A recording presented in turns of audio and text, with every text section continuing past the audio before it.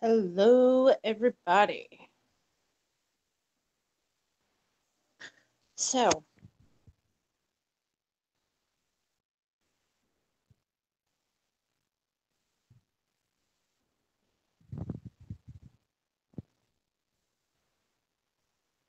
maybe.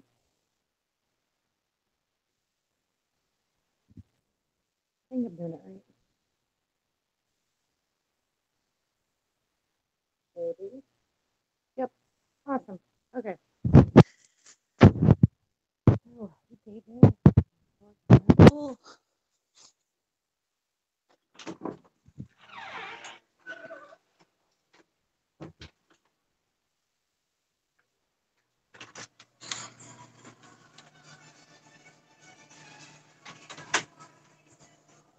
really?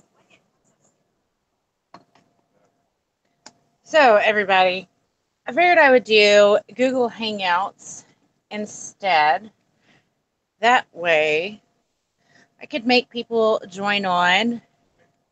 Well, not make people, but if someone wanted to join on, I wouldn't just sit there and be talking all by myself. Um, Sound in and out. Okay, hold on. It's probably the way I'm holding the phone, and I'm probably hooked up to Wi Fi.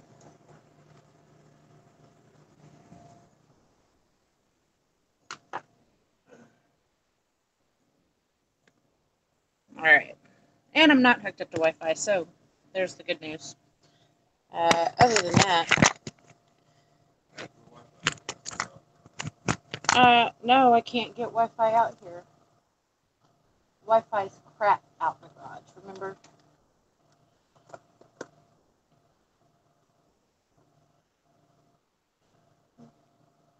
How's it going, David?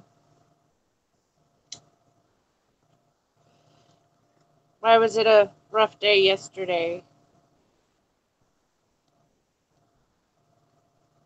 Sweet. Glad my sound's working. I took it and set it on the desk, so. Love you too, baby. So, yay! Um, I set the phone on the desk, so I got this little bitty screen right there. So if I start looking funny or something, y'all just let me know.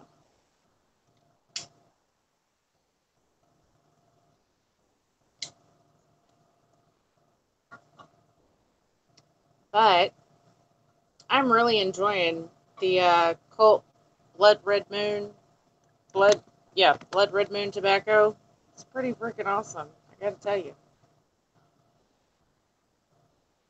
But I can't give up my cigarettes, so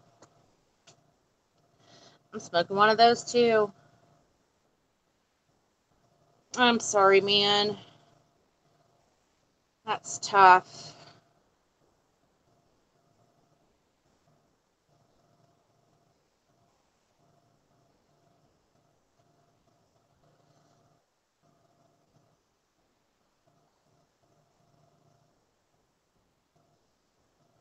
Um,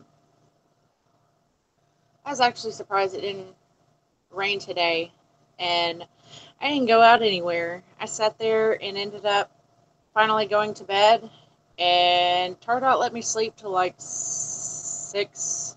I want to say 6. I'm really not sure what time I slept till, but it was really late. So my brain is, you know, my brain's not really awake, even though I've been awake for a while. But I was thinking I was going to be tired, so I was going to try to get some laundry and stuff done. Got the laundry done. I'm like, wow, now I'm not tired. So I figured I'd hop on and do a Google Hangouts. David did, sorry, our battery in our security system or Frontier, not sure what it is, but it keeps beeping every now and then.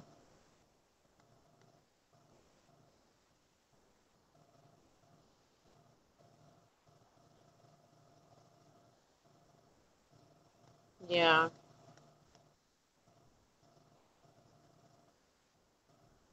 Sorry you had to put your son's dog down, Georgia Rebel.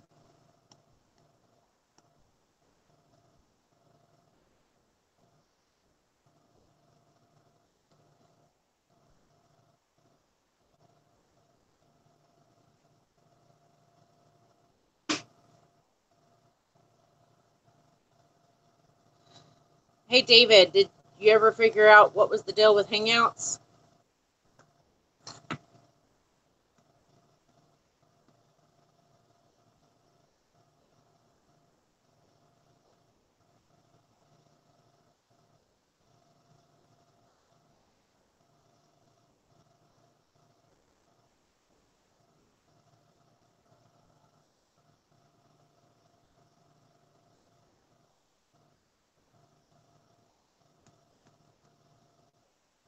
Crap, I just knocked the cherry off.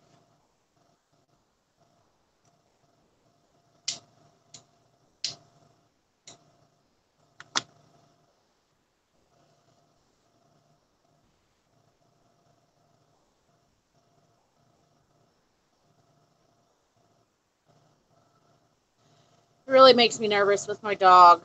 Um, I've had her probably since 2009, 2008, 2009. I can't really remember. But here lately, she's just been acting kind of weird. She's a little min pin chihuahua.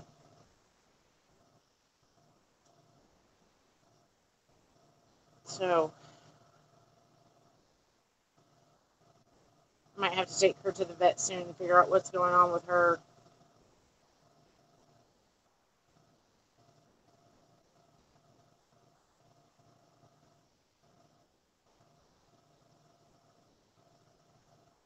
And you are right. Family or your pets end up being family, and they're kind of like your kids. And so when you have to go get them put down, it's tough because you invest all this time and love into something, and they pretty much are family and pretty much end up being kids. Like my dog, she was here before the actual kids were, so she's a brat.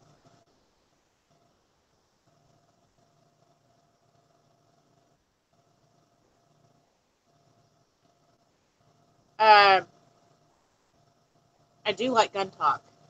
I think the 1911 is still in the kitchen on the shelf behind all my hair products.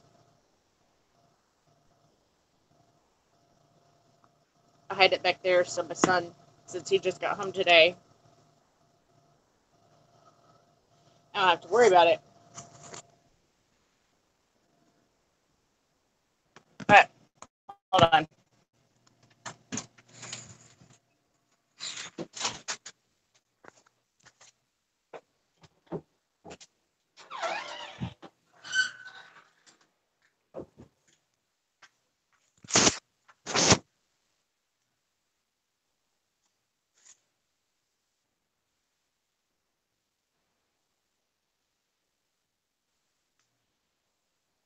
Okay. So now that I have this, well, actually, now that I'm in the living room, let me see if I can do this without messing up. Okay, so I'm going to get out of this and go plug in. I am going to plug my tablet in since it's only got 12%. Hopefully, I'll do this without, that's not my phone.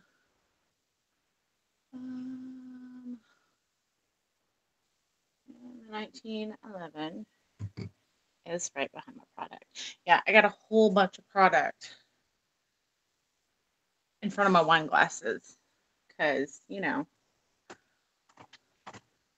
really like wine and margaritas and all of that stuff. Okay. Let me see. Okay.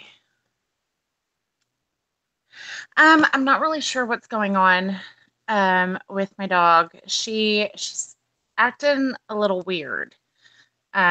She's not really eating like she used to. Um, and when she does eat, her stomach is like super messed up. So I gave her some of her tummy medicine. I'm hoping that whatever's going on will be fixed soon. But if not, I'm going to have to take her to the vet and figure out what's going on. I had a cat, and a couple of months ago, I think somebody stole him. So I'm gonna have to wait until I find another cat. I pretty much stole him from our old deer lease that we had. Um, it started out okay, like with my cat Cheetah. There started out with like 6 kittens, and every time we would go back to the deer lease, there would be less and less kittens. And so we had seen him underneath our porch with our travel trailer, and my dad has never been a cat guy. And so my dad, me being a daddy's girl, he sat there and grabbed this kitten for me. And he was the last one that we had seen. And so I took Cheetah and I brought him home and took him to the vet, got a chip card in him, um, and then it got deactivated. And then he ended up getting in a fight. And it kind of went really weird. Um, and when he sat there and disappeared, it tells me that it's still inactive. Let me see if I can send it through email. Let me see. Let me see. All right. Google. Wait, where's my? There it is. Okay. Sorry, guys. I'm having issues. All right. Add Gmail.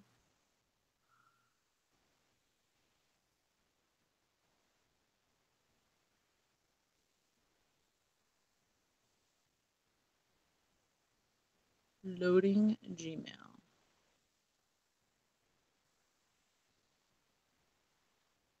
It's kind of crazy. My computer is so slow, everybody.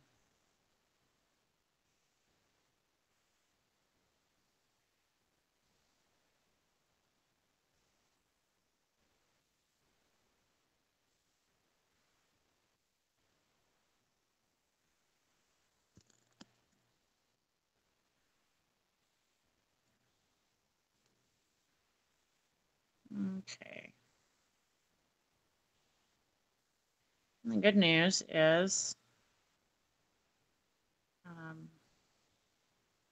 saved your email address in my book, so I don't have to really remember. Okay, it's sent. All right, let me go back.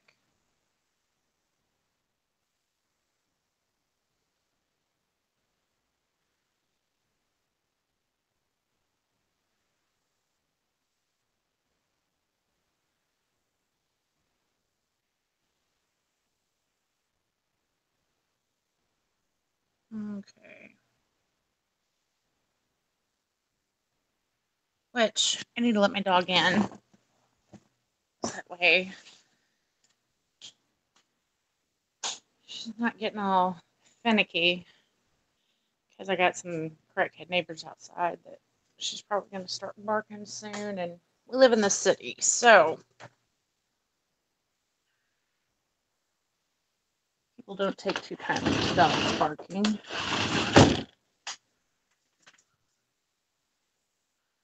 Right. Arms up, arms up, arms up. There you go.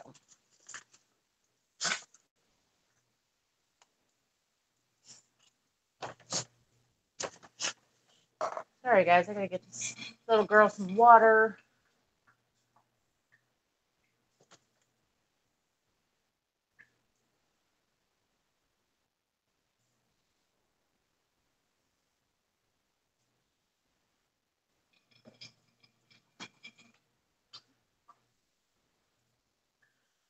Oh, got a little lightheaded for a second. There you go, honey.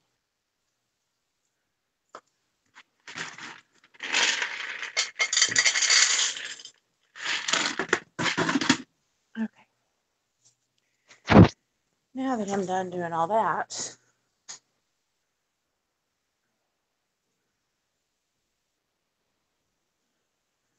Let me see.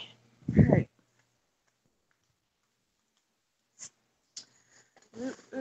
Okay. So, yeah, it's just been a kind of a crazy day. If you go to your email, David, you should, as long as you have Google Chrome or something, or yeah, Google Chrome, you should be able to click the link in your email and it'll pop up Hangouts if you've installed Hangouts or are you on a computer.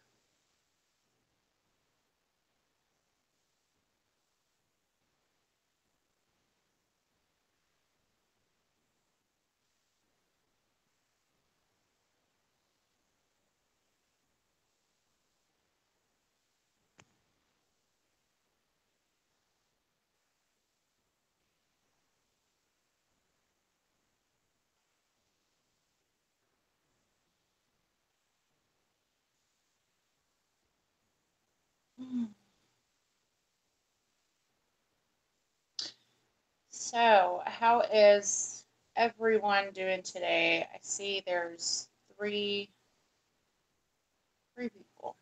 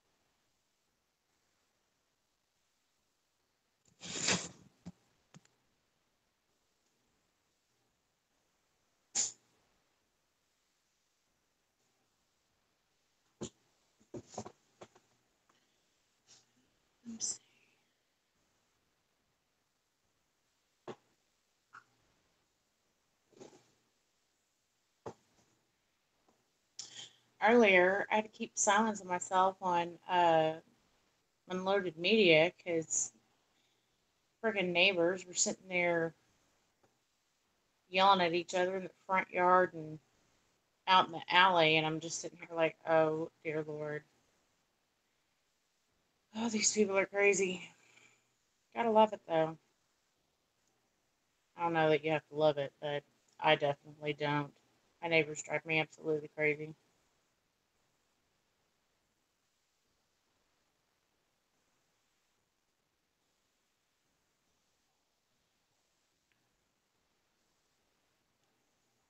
But I am a huge fan of the 1911.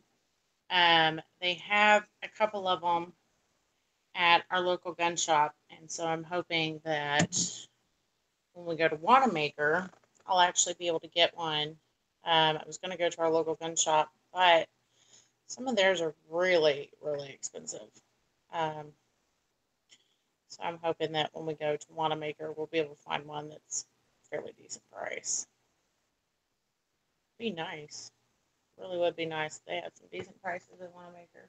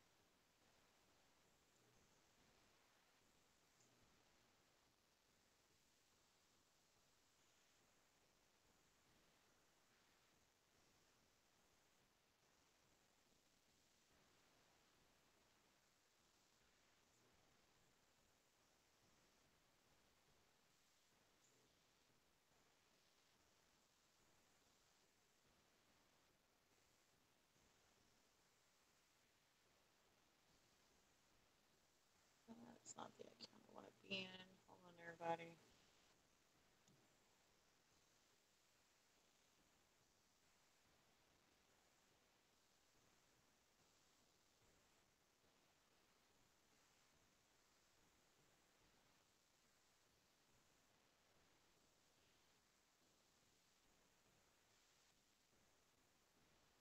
What is wrong with the computer?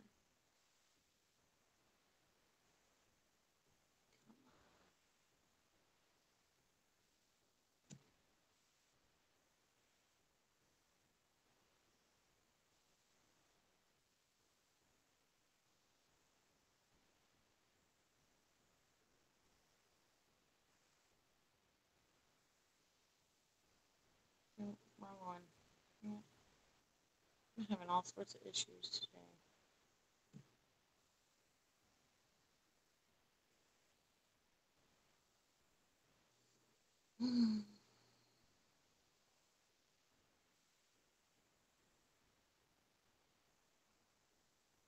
I will get this figured out eventually.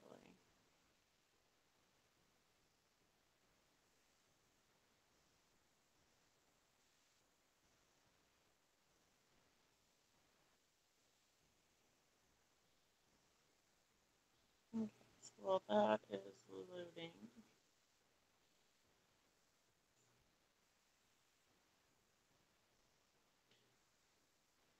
I gotta go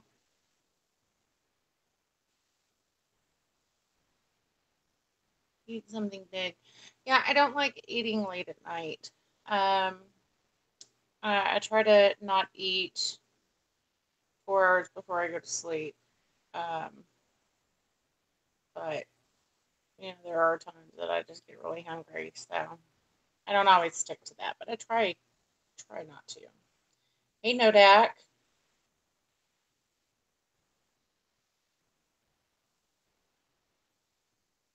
I usually eat before I sleep. I used to, and then um, it got to the point that I was gaining a lot of weight, and so the doctor told me the best thing is to not eat 4 hours before I go to sleep. And so I tried it, and it works pretty good. Um, I'm down, I think, 15 or 17 pounds total um, since December. So I keep on doing it. Um, Not much, Nodak. I'm just drinking coffee. That's probably my biggest problem why I can't sleep is because I drink coffee all day, every day. If I eat before I go to sleep, I have the weirdest dreams. I have a pill that does that. If I take the pill before I go to bed, I have like crazy dreams. Um, I used to. Geico. Geico. Geico. I can't remember how to pronounce that. I am so sorry. I used to, and I don't know what happened. One day I just decided not to do it anymore, and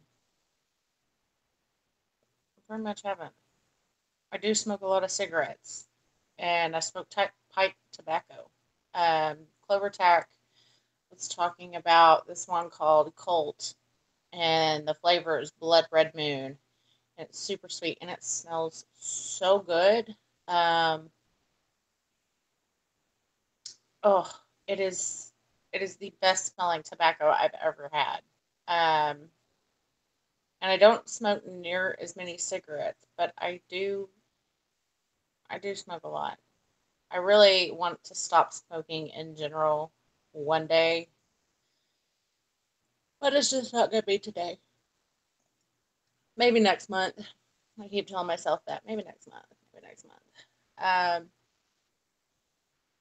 it's crazy. Like I before I had kids, I could drink one pot of coffee, and that would I used to be able to just drink like one cup of coffee, but after having kids, I drink a lot of coffee. Um, I don't drink near as many sodas as I used to, but I do drink Monsters. I do drink coffee. Gotta stop before 1:30 p.m. Um, I should probably try that. No, no, Dak, no. Mm-mm, mm-mm. I tried it. I don't like it. I even tried the little pouches that you can put in your mouth. No, I don't like that. Mm-mm. That's that's not something I think I'll ever like. Um, Dipping tobacco is not for me. Not for me at all. My grandma, she dipped well into her 70s. Um, yeah. My father-in-law, I think he still dips. Um, I don't like it. I dated dudes that dipped. It's just no. Ugh. No. No, no, Deck. I'm pretty sure if I ever did that, Tard would be like, no, I ain't ever kissing you again. I wouldn't blame him. If he ever did that to me, I'd probably throw up in his face. That's the worst. That is the worst. Ugh. Big dip kisses. Mm-mm. Mm-mm. Not for it. I can't handle all that.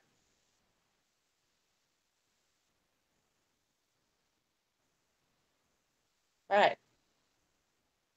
you ever tried kava stuff? Yeah, I have kava tea. Um, it's delicious. Um, but when I drink it, I drink like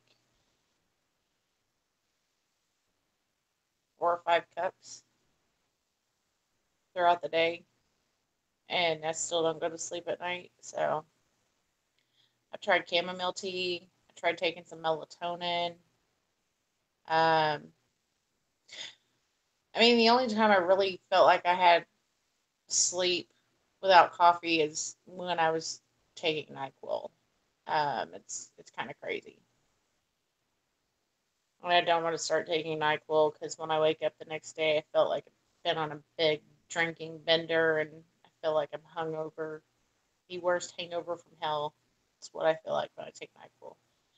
Has ever had what I think was called Rockstar Relax? It's stone as hell. No, I don't even know what that is. Um, I don't even want to feel stoned. It's really weird. Um, I don't like getting drunk. I don't like getting stoned.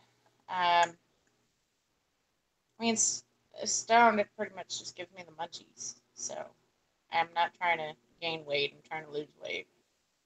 Now, if it's just the stone feeling of I can relax and chill out, then, I'd probably try it. But I don't know. Was it a tea or was it a pill, a drink? I mean, Tar drinks actual rock stars, um, the energy drink, but never heard of Rockstar Relax.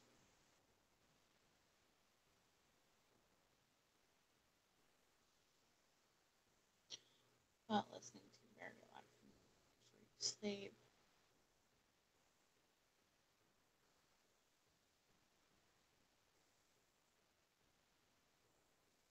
Opposite of an energy drink from Rockstar. That's pretty cool. I actually do. Uh,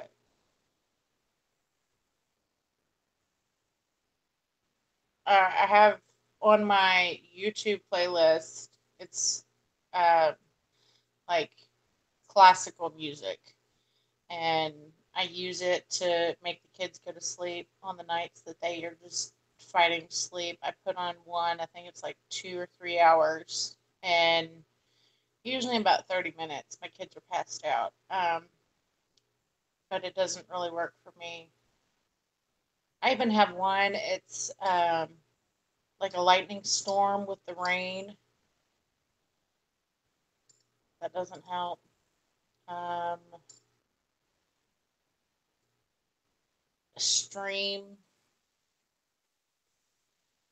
like a riverbank.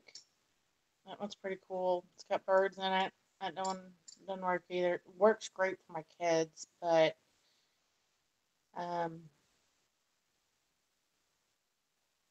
I don't know. I probably just need to quit drinking so much daggum coffee. Yeah, I love the sound of lightning in the rain.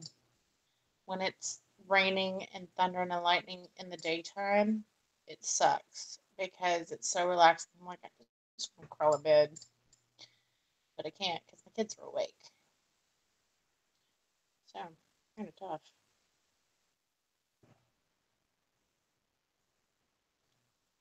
Then it starts Slayer tunes. I gave up. It's okay. I'm difficult. I understand.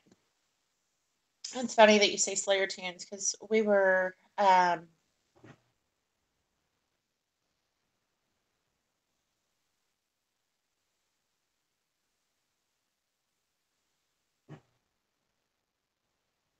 I was able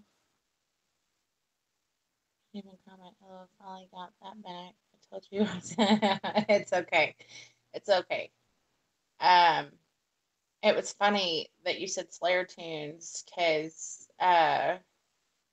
we were on um, Media Unloaded, and it was pretty much a free for all tonight on that channel. And we were talking about, kids and music and stuff. And I had said that my dad, back in the day, had bought an Insane Clown Posse CD for me. And then he started hearing me actually say the lyrics of it, and he didn't like that CD anymore. And I was like, you bought it. It's my favorite CD.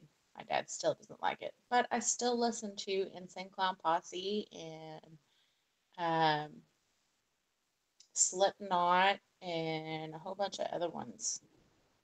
I'm kind of out there because I like heavy metal, death metal, um, rock, classic rock, country, classical, um, alternative, punk, emo, rap. I'm kind of out there. I like a little bit of everything except polka. I don't like polka music. I'm going to turn the TV down low for background noise and think about sleeping. I'll pass out. Yeah, that sucks. Rub it in, Nodak. Just rub it in. I'm an old school death metal fan. Yeah, I have quite a few death metal bands that I really like. I also, I pretty much like anything. As long as I think it sounds good, I'm good. Um, and as far as reading a boring book, um,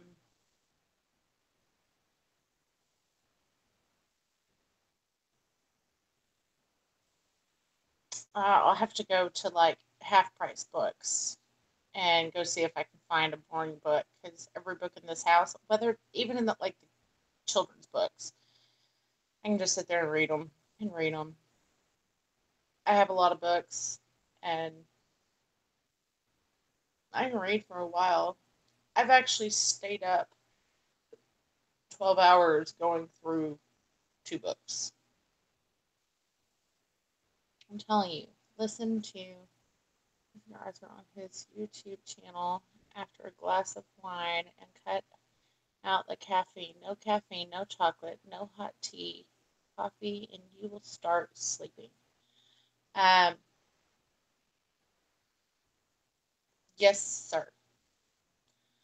I will try to cut out coffee. I'm not making any promises though, because coffee is life right now. Um, but it's funny because Tardot and I were talking about getting on a sleep schedule, and I think we're going to have to get rid of the coffee to be able to get on a sleep schedule. Um, so there's that. But yeah, I don't really drink tea. Um, they do have kava tea. I have tried it. I do like it because it kind of tastes like a cinnamon type tea, but it doesn't really make me sleepy. Have you tried going over my other YouTube channel? Custom tea writing advice for people that'll put you to sleep. I promise they're designed to. Okay, hold on. Let me go get my book so I can write that down so I don't forget.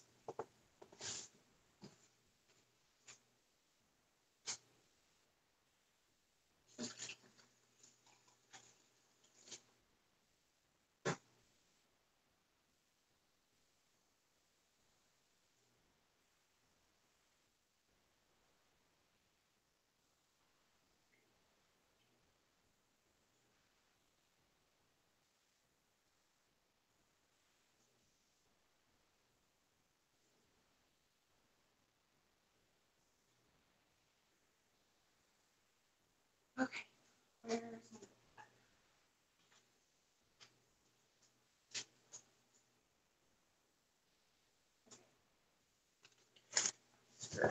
oh, it smells. Get a marker and a regular pad. Coffee is like credit card spending. Tomorrow's energy on today's. Yeah, pretty much. All right. Okay.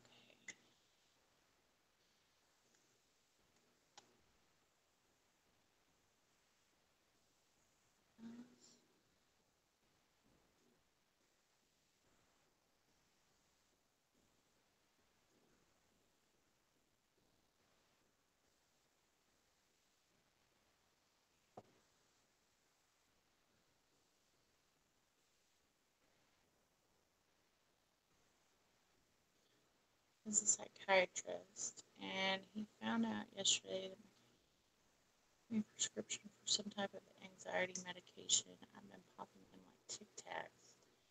That's how I am with Xanax. With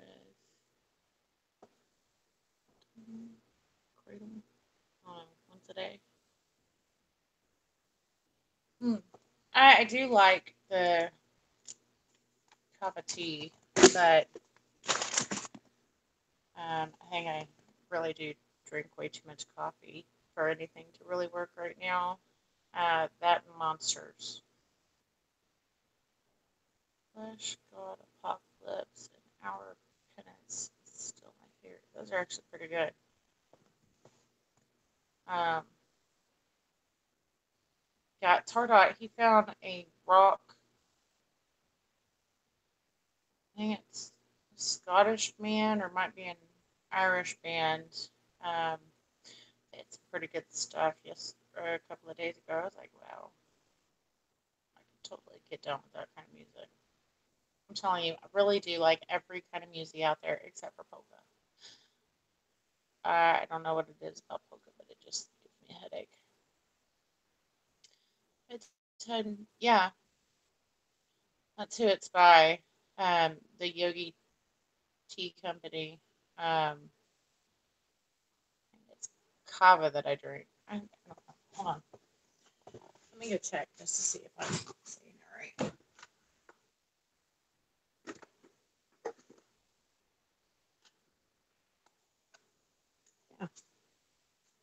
Yeah.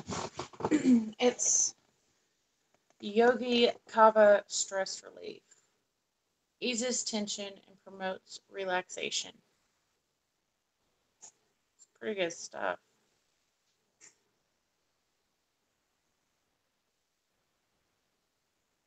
But I can go through this a lot.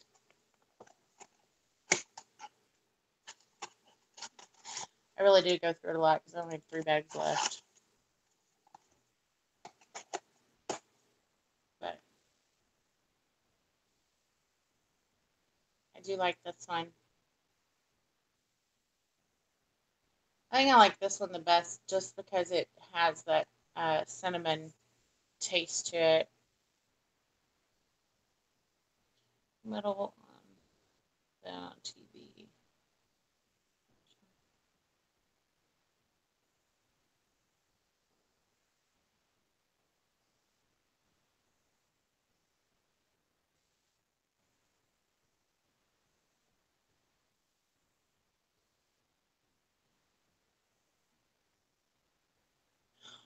Whoa, that is crazy, Alaskan ballistics.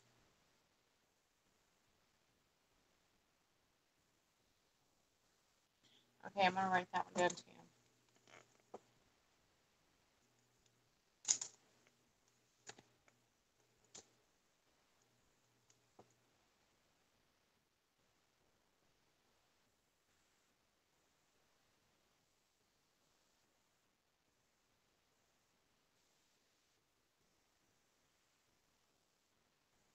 Slow wheat. Now, is that going to be sold at like a vitamin shop or also helps with pain? Pretty good. I like that even better because my back has been killing me the past couple of days. How do you like your coffee? With creme brulee coffee creamer.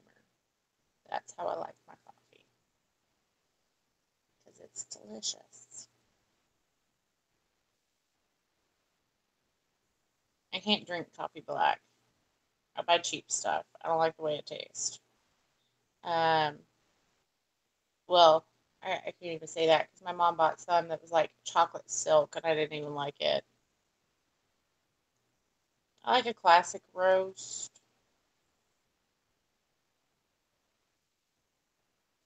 Black and strong, just like I like my women. Greek women. Man, Greek women can cook. I have a friend that's Greek. She cooked dinner one time.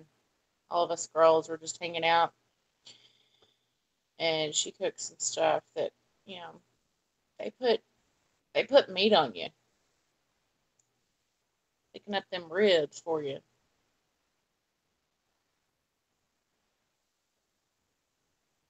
Any black coffee, really? Man, I wish I could drink black coffee. I'd probably lose a lot of weight if I could just drink black coffee. Mm, it's crazy.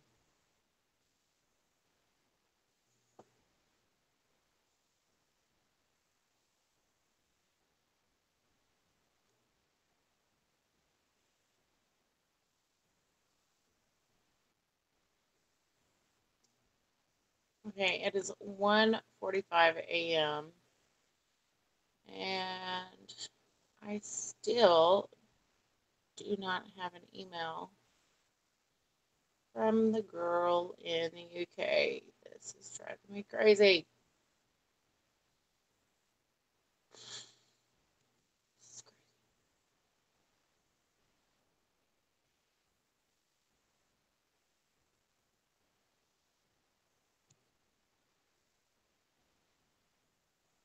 Okay, where's my order?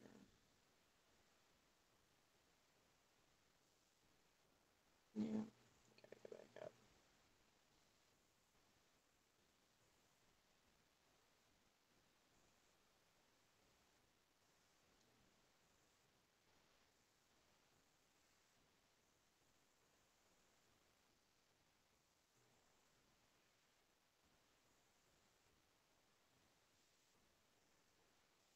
Oh, okay.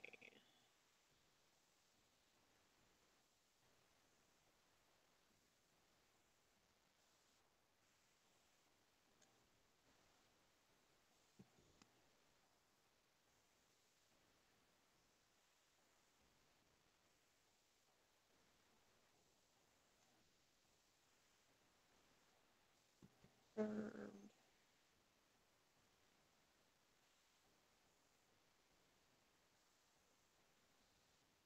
Okay, so where is it? Dates by SMS. Yeah, I might as well do that.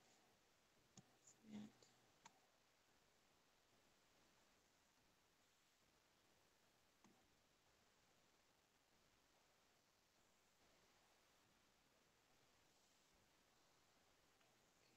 guess it's not going to tell me. Whatever.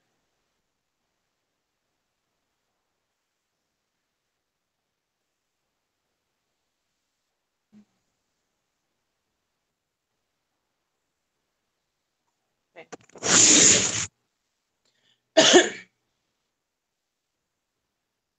Mm, I buy Great Value at Walmart because I go through a lot of coffee. But Tardot and I were talking about going to our local gun range because they actually sell Black Rifle coffee, and I really want to try some because I hear it is delicious. Um,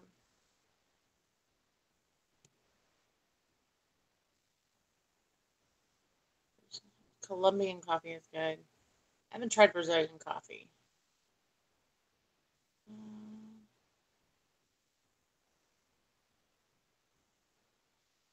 Well, um, David, I have a girl in the UK that we've been talking about her joining my team and getting her own business. And it would be great. Is it raining outside your house? Sounds like it's pouring. Yeah, yeah. Or it's my dishwasher going. Probably both. Um, but she was supposed to order, and I haven't received a confirmation that she ordered. And she was supposed to email me when she did order, and I still haven't received the email. And after staying up really late, walking her through everything and all of that, I'm sitting here. I'm like, okay, where is the email? Boyd's Coffee from Portland, Oregon is really good. They've been around for over 100 years. Started with a stagecoach. That's awesome. Or here's a place I would like to go in Nebraska. Actually, I want to go pretty much everywhere in the United States.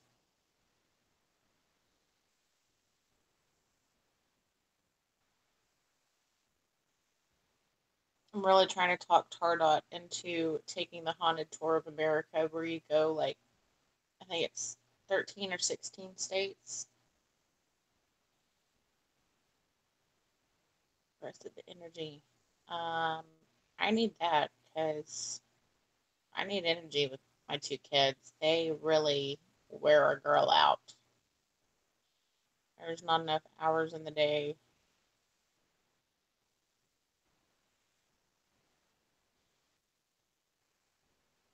which I'm probably going to have to go wake up my son soon so he doesn't have an accident.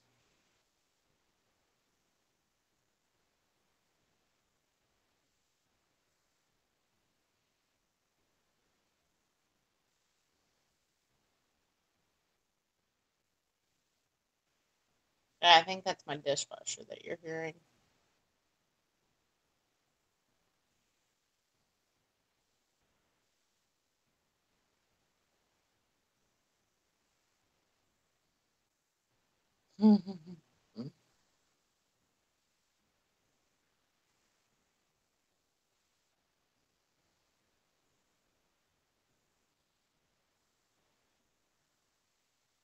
Really want a monster. I like the green ones.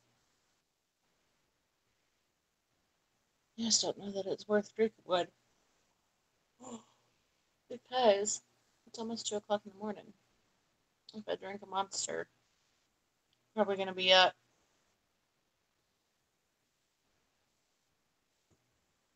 really early, and then I'm going to be up sleeping really late.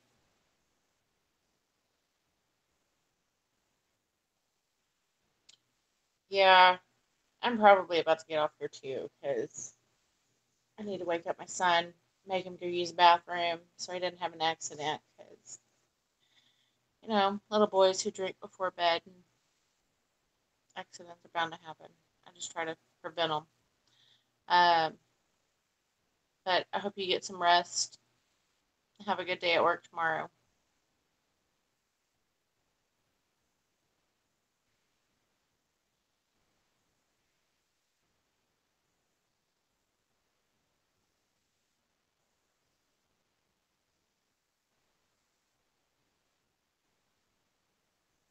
Yeah, I actually may try just drinking 1 cup of coffee tomorrow.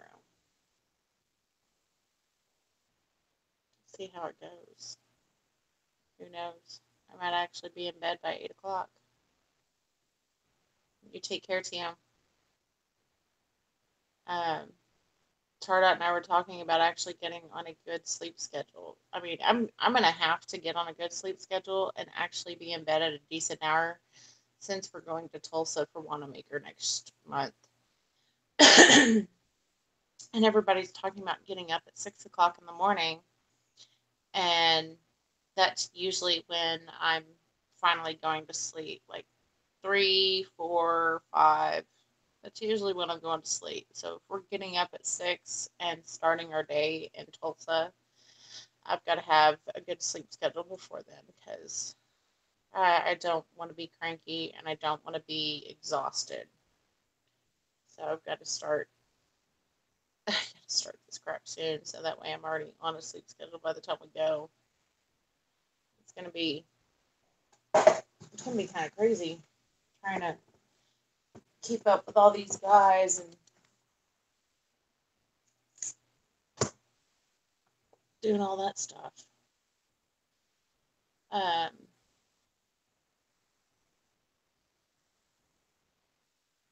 and then during the week, after we get back from Wanamaker, I'm taking a girl that I used to work with to the gun range. I found that if my schedule gets messed up, not sleeping when I normally do, holding off until I should fix me. That's my problem though. Um, when I sit there and try to stay awake, I end up getting really irritated, and I either get bitchy towards my husband or my kids, and it's just better if I just go to sleep so I don't hurt anybody's feelings. Um, so that's where I've been messing up here lately. Is I just go to sleep so I don't hurt anybody's feelings. Um, but I have like 7 alarms set for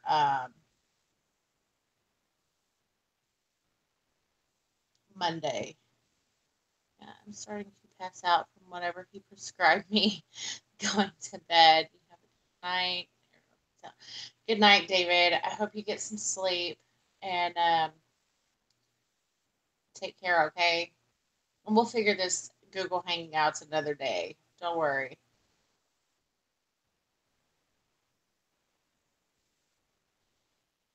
Um, but yeah, I've got a lot of alarms set for Monday because it's the start of the week, and I don't do anything for Monate on Sundays. I try to keep it to where I don't have 7 super busy days, but sometimes every now and then I'll hop on. Like if I'm doing stuff for Facebook, that's one thing, or even YouTube. But like doing the emails, conference calls, text messages, all of that, I try to make it so Sundays I just have more time with family and friends, not let me just stay on my phone all day. But YouTube is starting to feel like I've taken on another job, which I need to do some reviews on the guns that we have. But I've got to clear off my phone and my tablet. I've got so much stuff on there that I barely have any memory left on it. But that's what I could do tomorrow is go through and clear out a bunch of crap that I don't need. Hopefully, hopefully. But whew, sorry guys, I am starting to kind of feel the tiredness myself. So I'm going to call it a night and go wake my son up so he doesn't have an accident in his bed since I worked really hard to clean it while he was gone. Healing, guided meditation for relaxation, anxiety, and depression.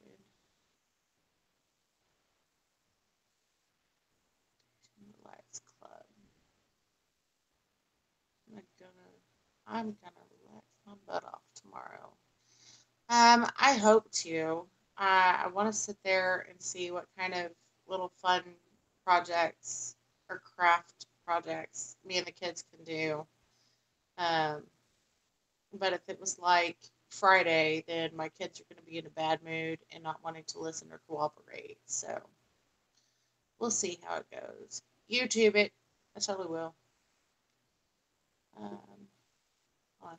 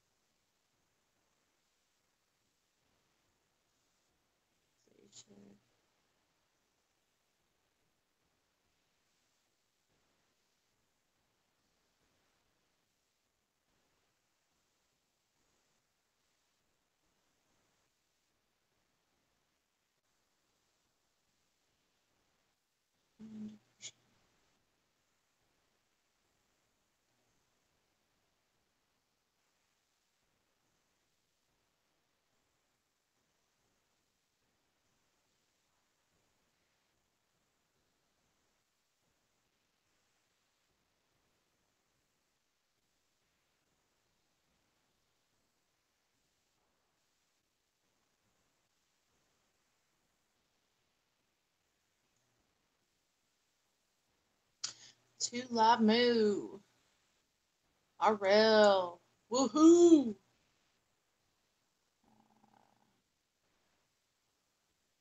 Making fun of Ellis. Nice, nice, guys. Um, well, I was saying that I was about to get off and go wake my son up so he doesn't have an accident in the bed. Um, but, and Gizzard Gary in the house. I was writing some stuff that everyone was telling me that would help me sleep. Um, Lost Custom Music, Kratom, Red Vein, and Healing Spirit Guided Meditation for relaxation, anxiety, and depression by Meditation Relax Club. No, not that little man. Um, Tardot thankfully does not pee the bed, but Tardot Jr. does when he doesn't have a pull up on, and he ended up passing out on this chair earlier, so we didn't put him in a pull up. And I'm really hoping, that he doesn't have an accident in the bed because I cleaned the hell out of his bed while he was gone to the farm, and he's got nice fresh sheets, fresh pillowcases. His pillows were cleaned, toys were cleaned, blankets were cleaned. I don't want to have to clean it all again. I get really tired of having to clean all that crap up. Thankfully, I don't have to actually clean the mattress because we have one of those like vinyl protective covers for it. But everything else, it's just crazy. Um, I don't mind if you get off. Just make it quick. Not that kind of get off. Not that kind. Not that kind. Moo and I are in a weird mood. What's new? Mattress for sale, low mileage. It's a futon mattress. Um, my kids have a well, the boys, they have a bunk bed, and the bottom bunk bed is a futon. So it's pretty cool. I think we may be internet drinking buddies. That's cool. I'm a little jealous that I don't have something to drink. I do. I've got apple pie moonshine.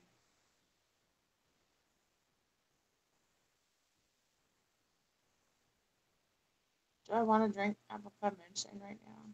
Might help me sleep.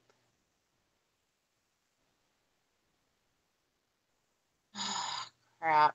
All right. Hold on.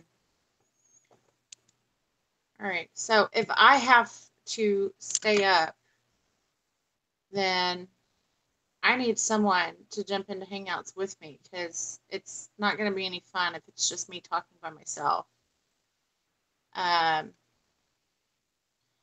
so, you know, who's joining in on the conversation?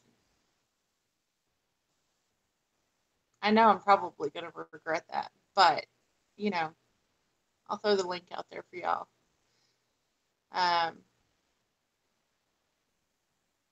I guess let me go get a Ozark.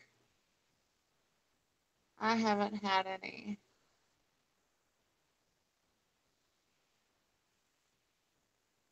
I'm sorry. I can't. Everyone is sleeping.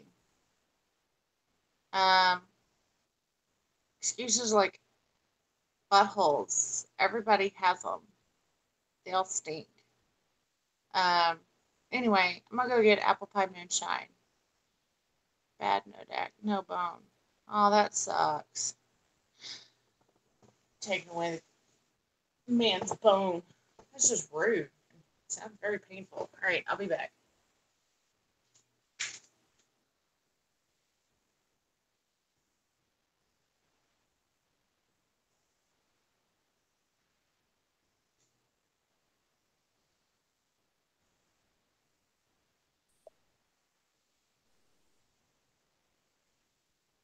Hello.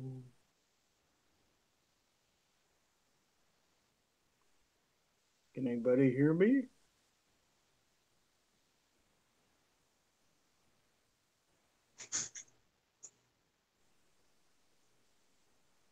Maybe not. All right. Oh, for Hemi. Oh, snap. A little touch of the shine. You guys ever sleep?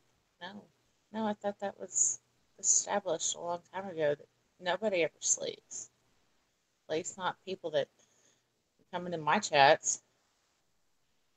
Oh, it's a talking chicken.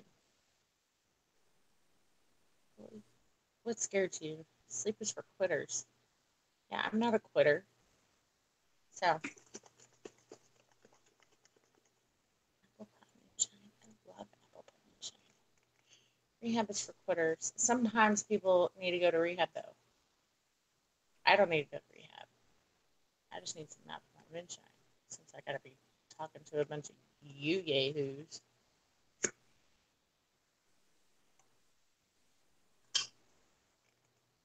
It smells like apple pie too. It's so good. Yeah, say hello, Gary. Where'd you go? Oh, Hello, no. Gary. There you are. Man, I got somebody in the chat with me. This is awesome. I've been here watching you for 2 minutes. Okay, that's just creepy. Thought it was a ghost. Hey, I've been I called want some worse. gizzards. That's what Tulip Boo said. I want some gizzards. It's a little late for gizzards. I had to switch over to my iPad. My computer started giving me fits. Well, I had to switch to my phone because I want to put bullets through my iPad. Well, Ellis, I was in with Ellis a few minutes ago, and he was telling me that my sound was beeping every time I talked, and I'm using about a 10-year-old webcam on this computer, so I said, well, I'll get the iPad out. I know it works. So No doubt. Ozark Yeoman, maybe you guys can help me decide for EDC, Ruger Security 9 or my American Compact. keeping me up at night.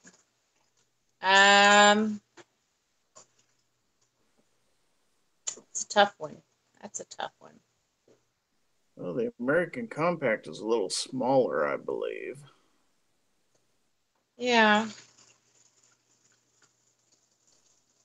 I don't know. Could you really go wrong with a Ruger? I don't think so. I don't think so either. Of course, I only have the one, but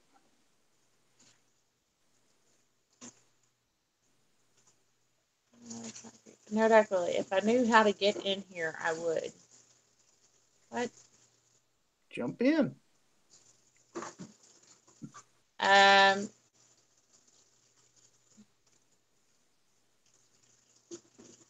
I feel like I missed something.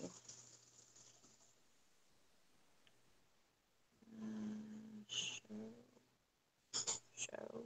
Okay, I keep clicking show. What in the world? Show. Ah! Okay. Whoa! Okay. Will you quit yelling at me, computer? Okay. Paste. There it is. Okay.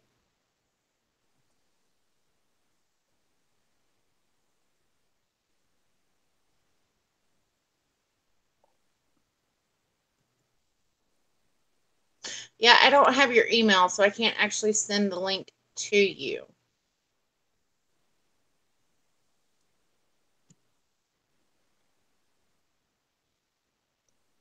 At least I don't think I have your email. I don't think I do. Who knows? Who knows?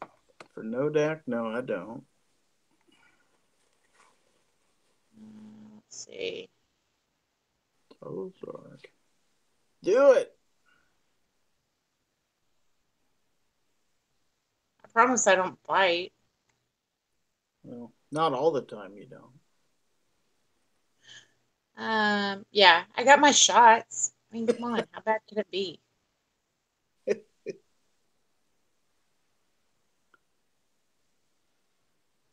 Hey, Mia. Hello, Mia. Wouldn't be too bad. Too much bourbon. Made that mistake before, Moo. Yeah, I don't. I don't think I've ever made the mistake of too much bourbon, but I have made the mistake of too much vodka and too much Jose. Yeah, that could be bad. Mm-hmm.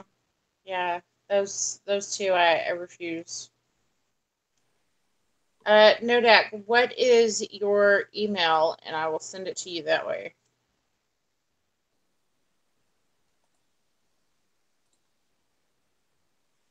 I was on Night Strike's chat blitzed before. I said 2 words and dropped out. Well,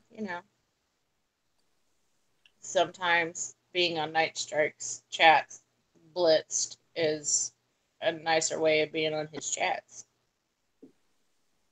But be careful, he might be listening in to you. You never know. Hey, Night Strike, you make me want to take a drink. She's feeling infringed. I am feeling infringed.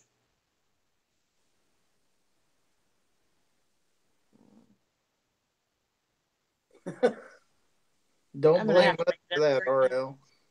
Yeah, you can't blame that on me. May, do you have to email the link or just hit the one in the comment?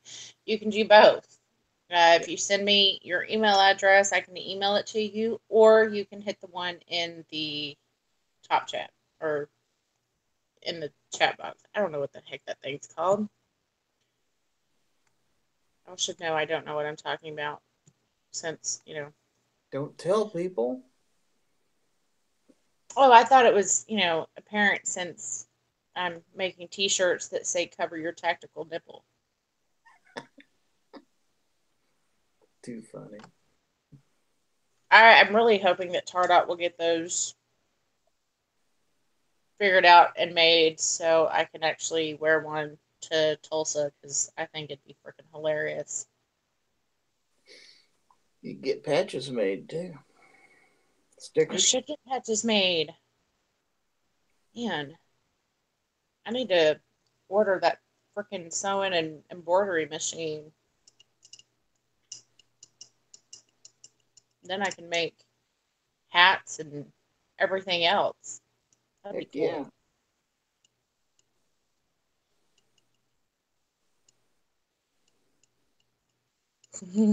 Yep. Woohoo! Tactical nibble. Okay. Let's see. Oh, hold on.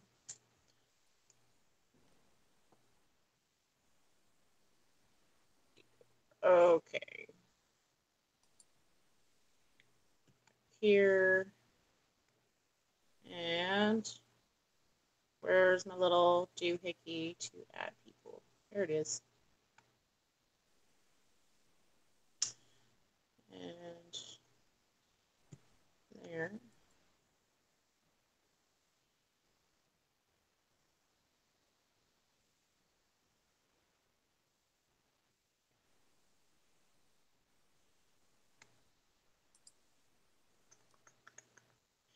Bing, bing, bing, ding, ding, ding, ding, ding, ding, ding, ding.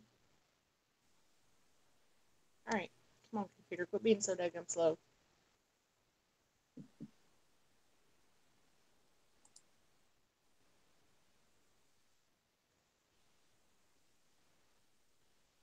Oops.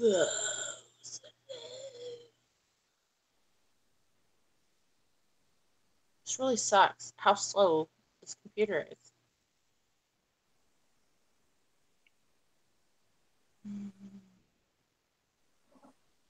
Well, it's the middle of the night. It's okay if it's a little slow. Man, it needs to hurry up. I ain't got patience. Well, 2 o'clock in the morning, who does? Yeah, it's true. I wouldn't be up except for the fact I fell asleep earlier for about an hour and a half. So It's a good power nap right there. yeah, but it makes it hard for me to go to bed. Yeah. I got to go to the city tomorrow. The city. You betcha. What you gonna go to the city for? Gotta go see my mama. Oh, well, that's a good reason to go to the city.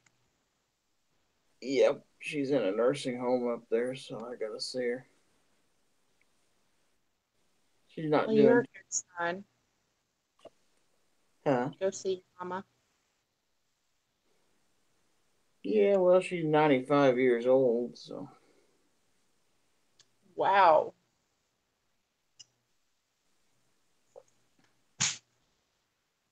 Ow. I think my papa is like 92, and he's honoring. He's probably gonna outlive us all. Hey, Scott.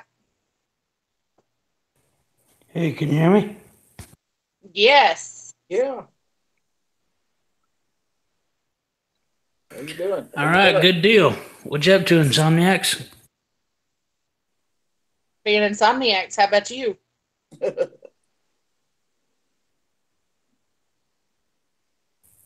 Man, everybody on my end sounds like a bunch of robots through this here tablet. I can I'd say assure you you, need a better internet connection. Are you I, hooked up to Wi-Fi?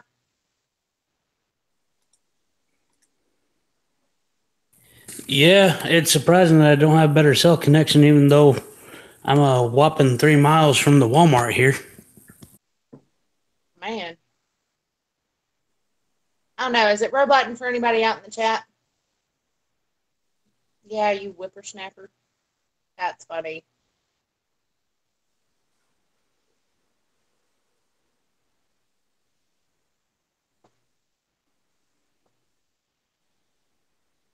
well, compared to everybody else here, I probably am old. Um, no, with how I feel like Oh, Considering parents right my now. oldest kid is the same age as you, Gunpowder. Listen, you could have had your child really, really, really, really young. It happens. 25.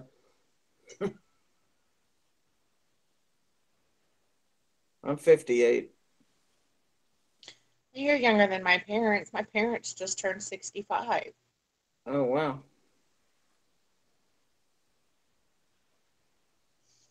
RL says, stop stealing your internet from the Walmart. So were you a So late? were you at late? Yeah, man, it took me a while to hack that password too. They keep changing it. I know. They don't ever keep stuff the same.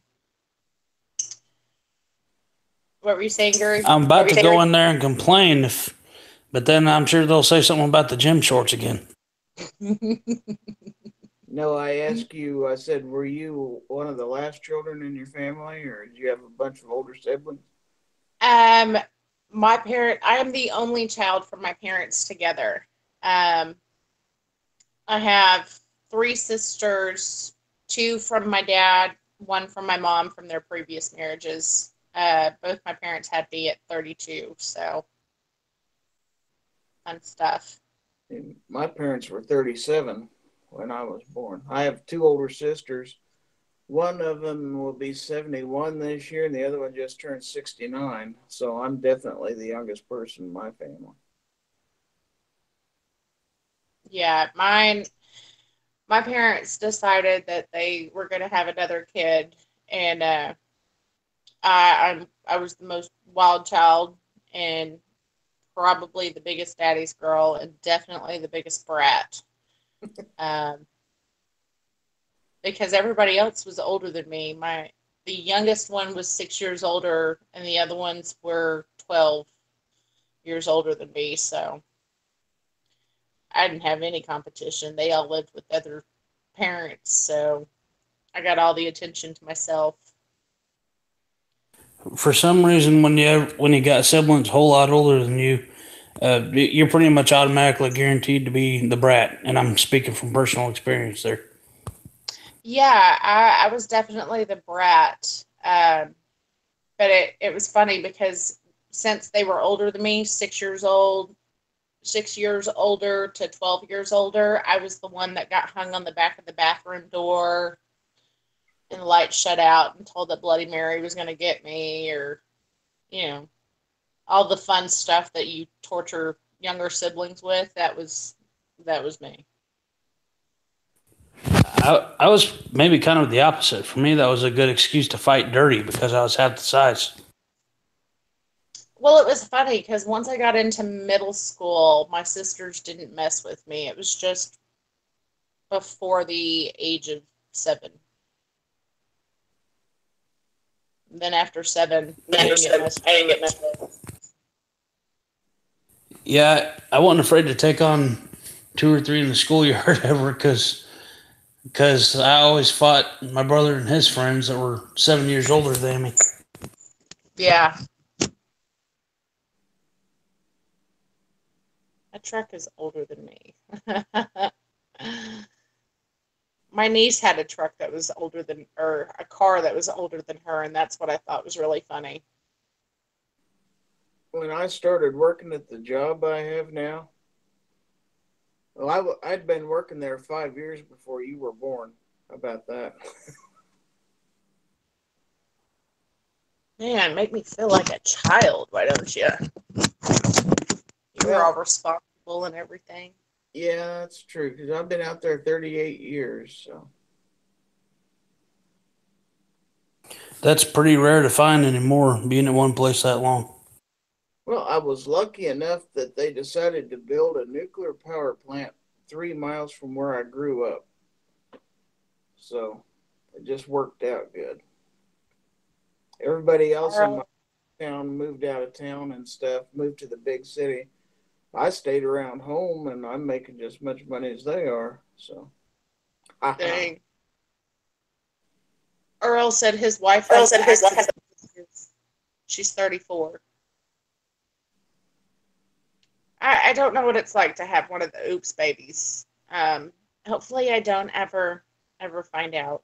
Um, I told Tardot, I wanted a big family, and then when we had our daughter, I was like, our son is like having 5 kids by himself, so I think I'm good.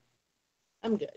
Well, I always wanted one of each, and had the boy, and then 3 years later had the girl. So that was really that's pretty much it. By the time I was 28, we were done. Yep, I Yeah. just had my last one last year at 28. We've got four of them, three boys, and we finally had one girl, and we are done. Yeah, we have 2 boys and 1 girl, and I've really, I never thought that I wanted to have kids until I got with Tardot and he had Jacob. And then I was like, okay, having kids isn't so bad. So we ended up having Tardot Jr. And then I was like, I really want a girl. I'm really outnumbered in this house. I need to have a little girl. And so we happened to have one. I was like, okay, I think I could have, one more. And then little man, he acts crazy most days, and I just sit there and I'm like, yeah, no, no, I'm good. I don't want any more. I'm ready for them to start college and get out. Unfortunately, we have 17 more years before little miss graduates high school. So Yeah, you got to think about. Well, for me, I knew I was done as soon as we had a girl because, I mean, I just remember growing up the difference in I can more than one girl for sure, but uh, but just thinking about the expense of, oh my goodness, remember how much I ate when I was a teenager, and we're literally with their age span, we're literally going to have four teenagers at the same time, and that's when I thought, okay, yeah, we're done. yeah, I remember how much I ate as a teenager, and I think that we're going to end up having to get a second house note just to supply our kids, feeding them through high school. Um, at such a young age, they already have appetites, and it's like, okay, you just ate like an hour ago or 30 minutes ago. Where did it go? So once they hit teenagers, it's like bottomless pit. And you've got 4 of them, man. That I feel I feel for you. I feel for you. That's crazy. The good thing is, three of them are boys, and they all seem to want to go fishing. And I told them, well, that's a good thing because I think we're going to be catching and killing a lot of our food. And I'm going to take advantage of those big catfish here in Missouri. Oh, no doubt. Where are you at, Missouri again? I forget. I'm a good bit kind of southwest of St. Louis, sort of southeast Missouri, down a little bit into the Ozarks. I got family in Poplar Bluff. I can remember I got a friend in Poplar Bluff, a few friends. when I was a teenager. I had an older cousin that took me and another cousin to Bennett Springs. Is that anywhere near you? Oh, no, not Bennett Springs. I'm a ways off 44. Okay. So you're over around St. Genevieve? Oh no, no, that's like I think St. Genevieve is kind of I-55. I'm about that distance away, but off of 44.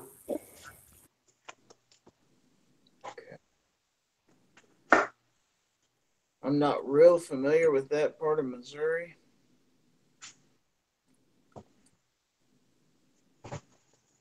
Yeah, it's not really it's not really where everybody goes to, but I like it around here. I grew up all over the place. I was a Marines kid, and even after my dad got out, we were still moving all over the place, And I'll guarantee it seems like about everybody I run into in these gun chats were either military, law enforcement, military brat. It seems like we about all got that in common. Yeah, that was Tardot. He was military brat. I'm just redneck. I ain't got military or police. Well, my papa was police, state trooper, and sheriff. And so was my uncle, but they were East Texas, not anywhere where I was at. Thank goodness. Otherwise, I would have been in a lot more trouble. Yeah, my family, it was pretty much either outlaw, military, or law enforcement. And that pretty much seemed like it. Yeah. My dad's side of the family is more of the outlaw, and then my mom's side of the family is more of the cops and military. Yeah, my family goes back to Sand Mountain, Alabama. That's why I don't know. I've always had kind of an aversion to technology. I'm just now sort of getting used to this whole thing, but literally up until my grandfather, he was still pushing a plow with a mule and picking cotton and hunting the rest of the year. That was my dad. My grandma, she had, I think, like 11 or 13 kids. So since she had so many kids, they were out in the fields picking cotton and, you know, cooking and cleaning and everything else, making money and rabbit hunting, squirrel hunting, all that stuff. Oh yeah, it was that's exactly what my grandma did, and all the ladies, men, everybody, they were out there picking cotton. They were out there skinning and gutting a squirrel or deer or just whatever they had to do. Something that would put any feminist to shame these days. Even though if you believe what they have to say, they think that they were all barefoot in the kitchen and being pampered or something. Don T, it's not slutty when back in the day you sit there and have the kids because you need the work.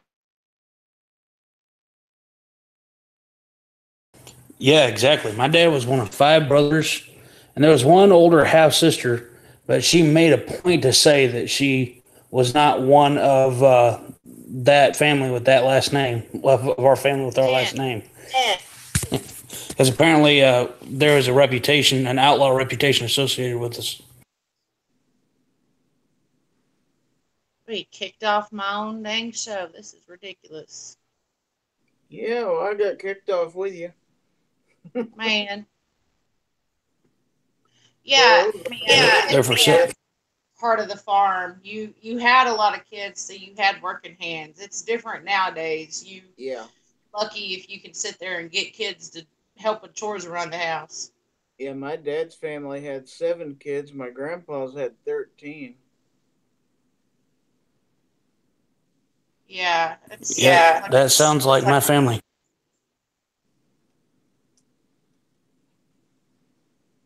Nowadays, I couldn't imagine having 11 or 13 kids. You almost couldn't. I know one family around here has 10 kids, and the guy's an accountant, and I think his wife works as well. They got a farm and maybe make a little bit of money off of that. But even then, I mean, he's taking all kind of side work and all that just to get by. I don't see how it's possible. Yeah, I don't either. You'd pretty much have to win the lottery to be able to afford to have all them kids running around. Yeah, you would now. I would honestly, if it came down to it, I would probably adopt kids because I couldn't imagine having to pop out all those kids. I had some big I never want to put my wife through that. And I'm sure back then, like in my in-laws' side of the family, there was a grandmother who had literally 10 kids. And I know it was rough on her, physically, mentally, just exhausting. And yeah, it took a toll. I couldn't imagine having. I couldn't imagine delivering that many kids. I would just sit there and be like, okay, I just need a house to myself, a room by myself. Don't Um, look at me. Don't do nothing because I'm gonna end up pregnant, and I just need you to just go on. Just go on. I told my wife, I was like, look, I know you're putting in all the work with the diapers now. We both are and all that. But, one of these days it's already kind of starting to come around in a better way. I mean, she's starting to have more helpers than she knows what to do with. I mean, literally, we rigged this thing right. It's almost like they're fighting to help mommy. well, my Yeah, I got my son where he loves helping out, and I love that he loves to help out. But we're trying to get little Miss, since she's 1 years old. We're trying to get her to where she picks up stuff and she helps out, and it's a fight already with a 3-year-old and a 1-year-old on who's going to pick it up, and she starts throwing a fit because he takes something that she wants to put up, and I couldn't imagine having four of them doing that. Yeah, it's probably going to get crazy when they get a little bit bigger. But I don't know. I just can't imagine what it's going to be like for my daughter having three older brothers. It's But gonna it's gonna be for you as a dad, because she is never ever going to date alone in high school. no, and we plan on it that way too. That's what we did. We did not want our daughter ever being able to date alone. She's got the 8-year-old brother, the 3-year-old brother, and when she gets out of high school, she's SOL. No, there's no going to the skating rink or to the mall or anything by yourself. You got a chaperone. It's called Two Brothers. Yeah, people think it's crazy. I mean, but I'm from a small town. There, I mean, you didn't go off on a date by yourself. That wasn't really seen as being the right thing to do. That's kind of how we did it. Yeah, with how the world is today, I don't trust my kids to be sitting on the same couch with someone else, because other kids have got some issues. They are growing up way too fast. I saw some middle school girls the other day that I thought were in high school because they dress provocative, they talk provocative. And when I was in middle school, I was wearing baggy jeans and big t shirts, not layers upon layers of makeup and contouring and push up bras and belly midriff showing shirts and stuff. Like, kids have over sexualized everything nowadays, and it really scares me as a parent. My daughter is never leaving this house surprised. What really upsets me is that somehow running around with no clothes on is considered empowering. And even though they tell me I can do that, I tell them, no way, man. I'm putting long pants on. Nope. If my daughter ever tries giving me that excuse of it's my body, it's my choice, or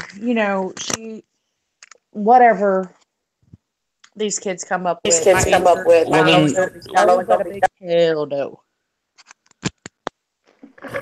just grab the food off their plate and say, my food, my choice, and stick it back in the fridge.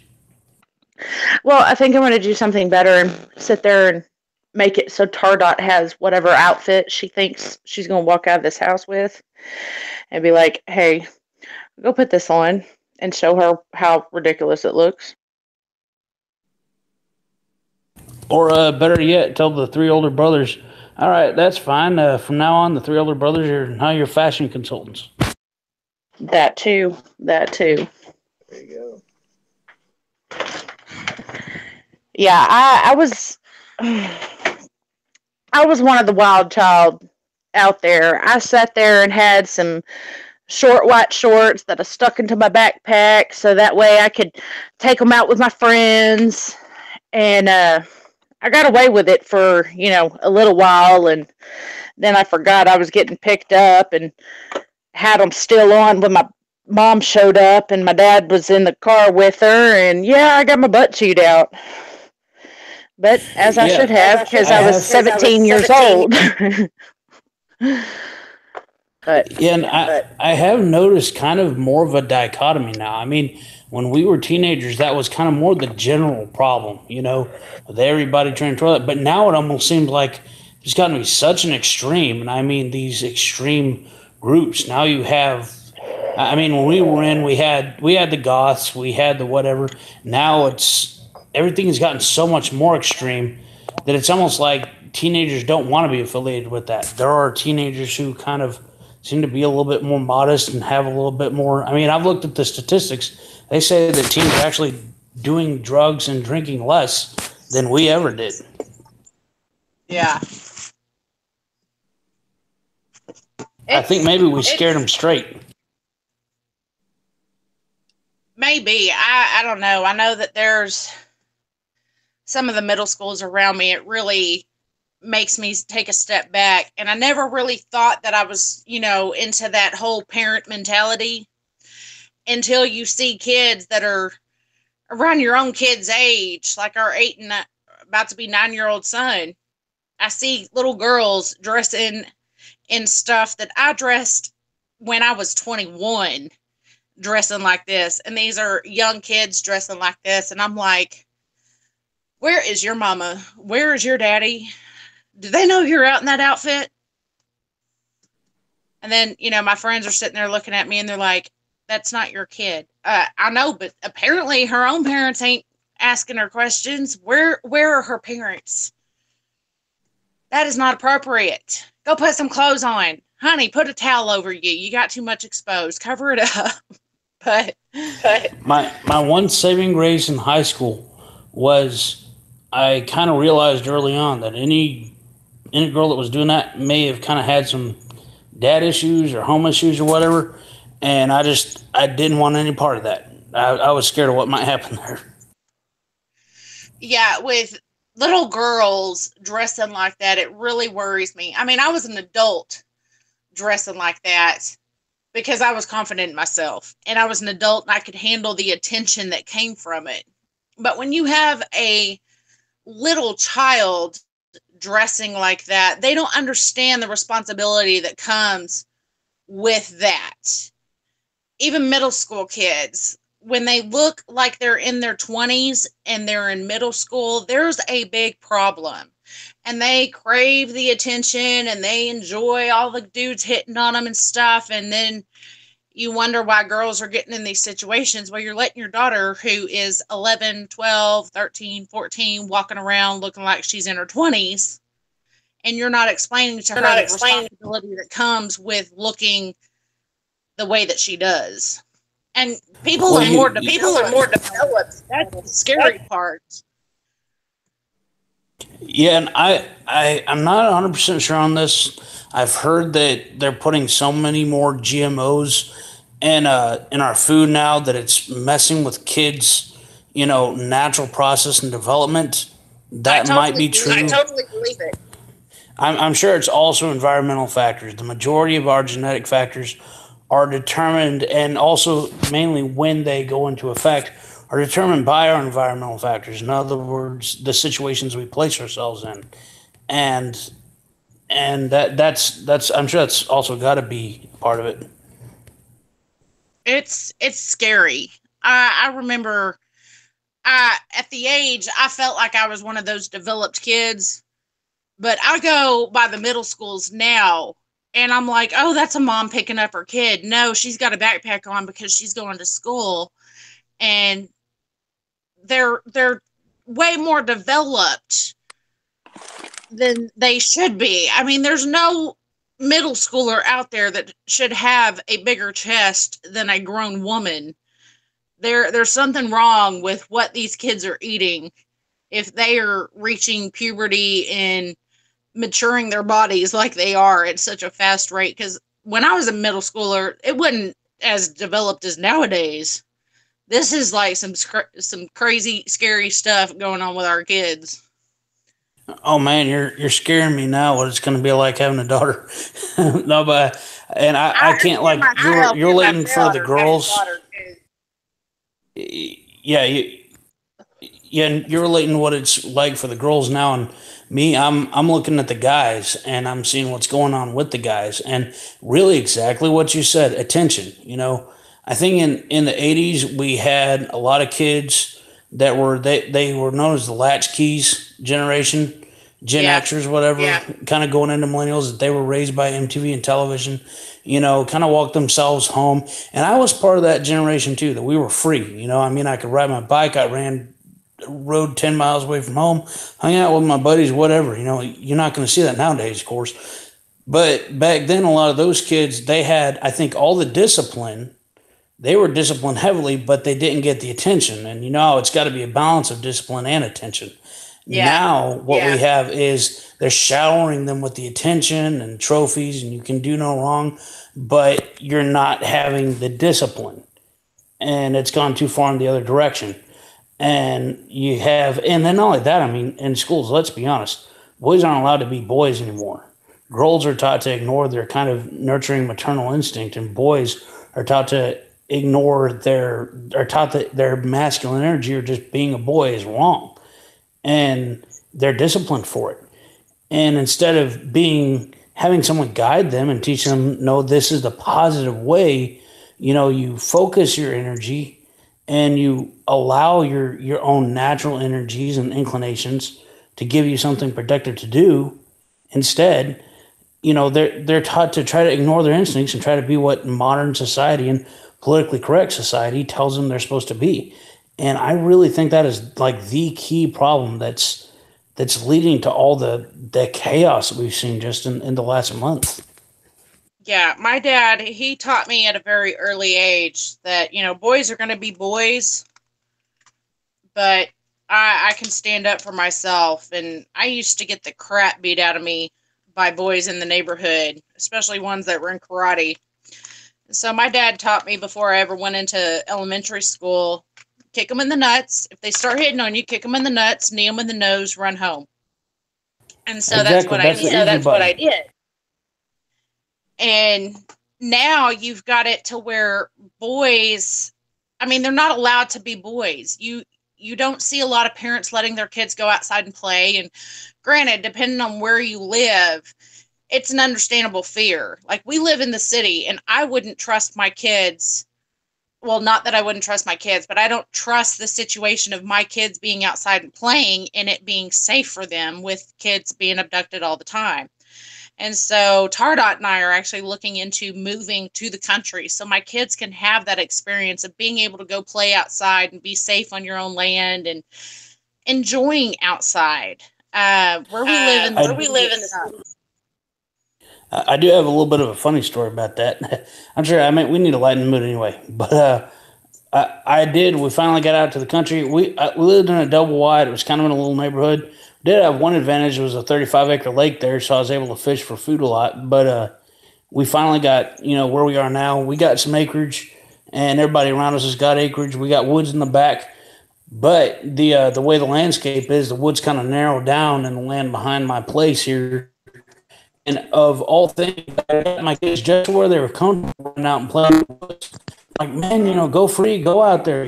We tried forever to get you out here so you could do that. And that spring we moved here, a bear happened to be hibernating through, or finished with hibernation and was in the midst of migrating, came through, and of course it's spring, he's hungry. So he tore my neighbor's garbage to pieces. I was on my way to work, and I saw the bear. I called conservation and told them. And I get home the next day about 6 a.m. I work nights. I get out, and our cat, which normally, this is a big, tough cat, he would scare off the neighborhood dogs. Well, the cat's nowhere to be found. I look over, and I remember seeing what the aftermath of a bear looked like from when I was a kid in Alaska. I look over at my neighbor's yard, and there's a trash can thrown down on the ground, garbage just spread out everywhere. Not a raccoon, but just spread everywhere like a bear does to sift through it because they're huge. Mm-hmm. And the funny thing was, it's sunrise and it's spring and there's no birds. So I look up, and all of a sudden I look around. Our cat was called Tiger Jack, and I look around. I'm like, oh no, the bear ate Tiger Jack. So I holler out, I say, Tiger Jack. All of a sudden I hear this row.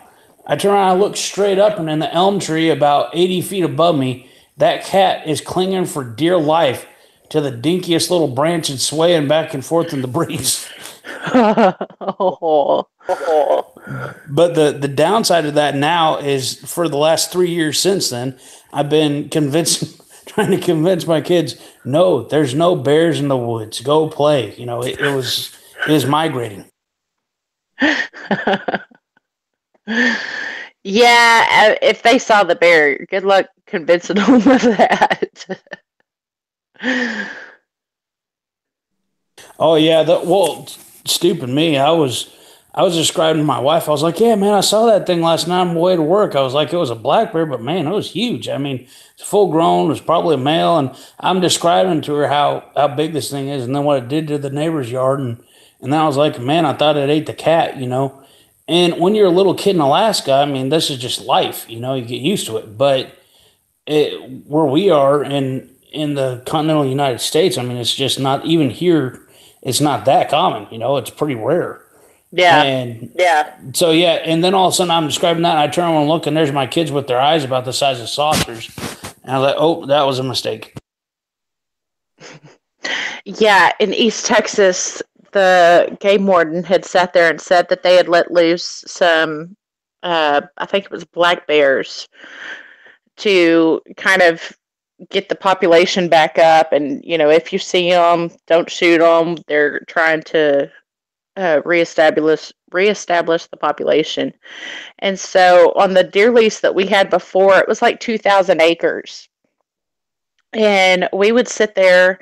My mom and I were the worst. We would walk to our deer stands and stuff out in the woods, and then it was a good hike back to camp. And when we would stay till dark, you're walking in the dark back to camp, and you're hoping that there's moonlight out. And there was one night that my mom could hear the coyotes out in the woods, and it sounded like they were circling her. And so she sat there and started hauling ass to the camp. And I was like, well, why didn't you use your flashlight?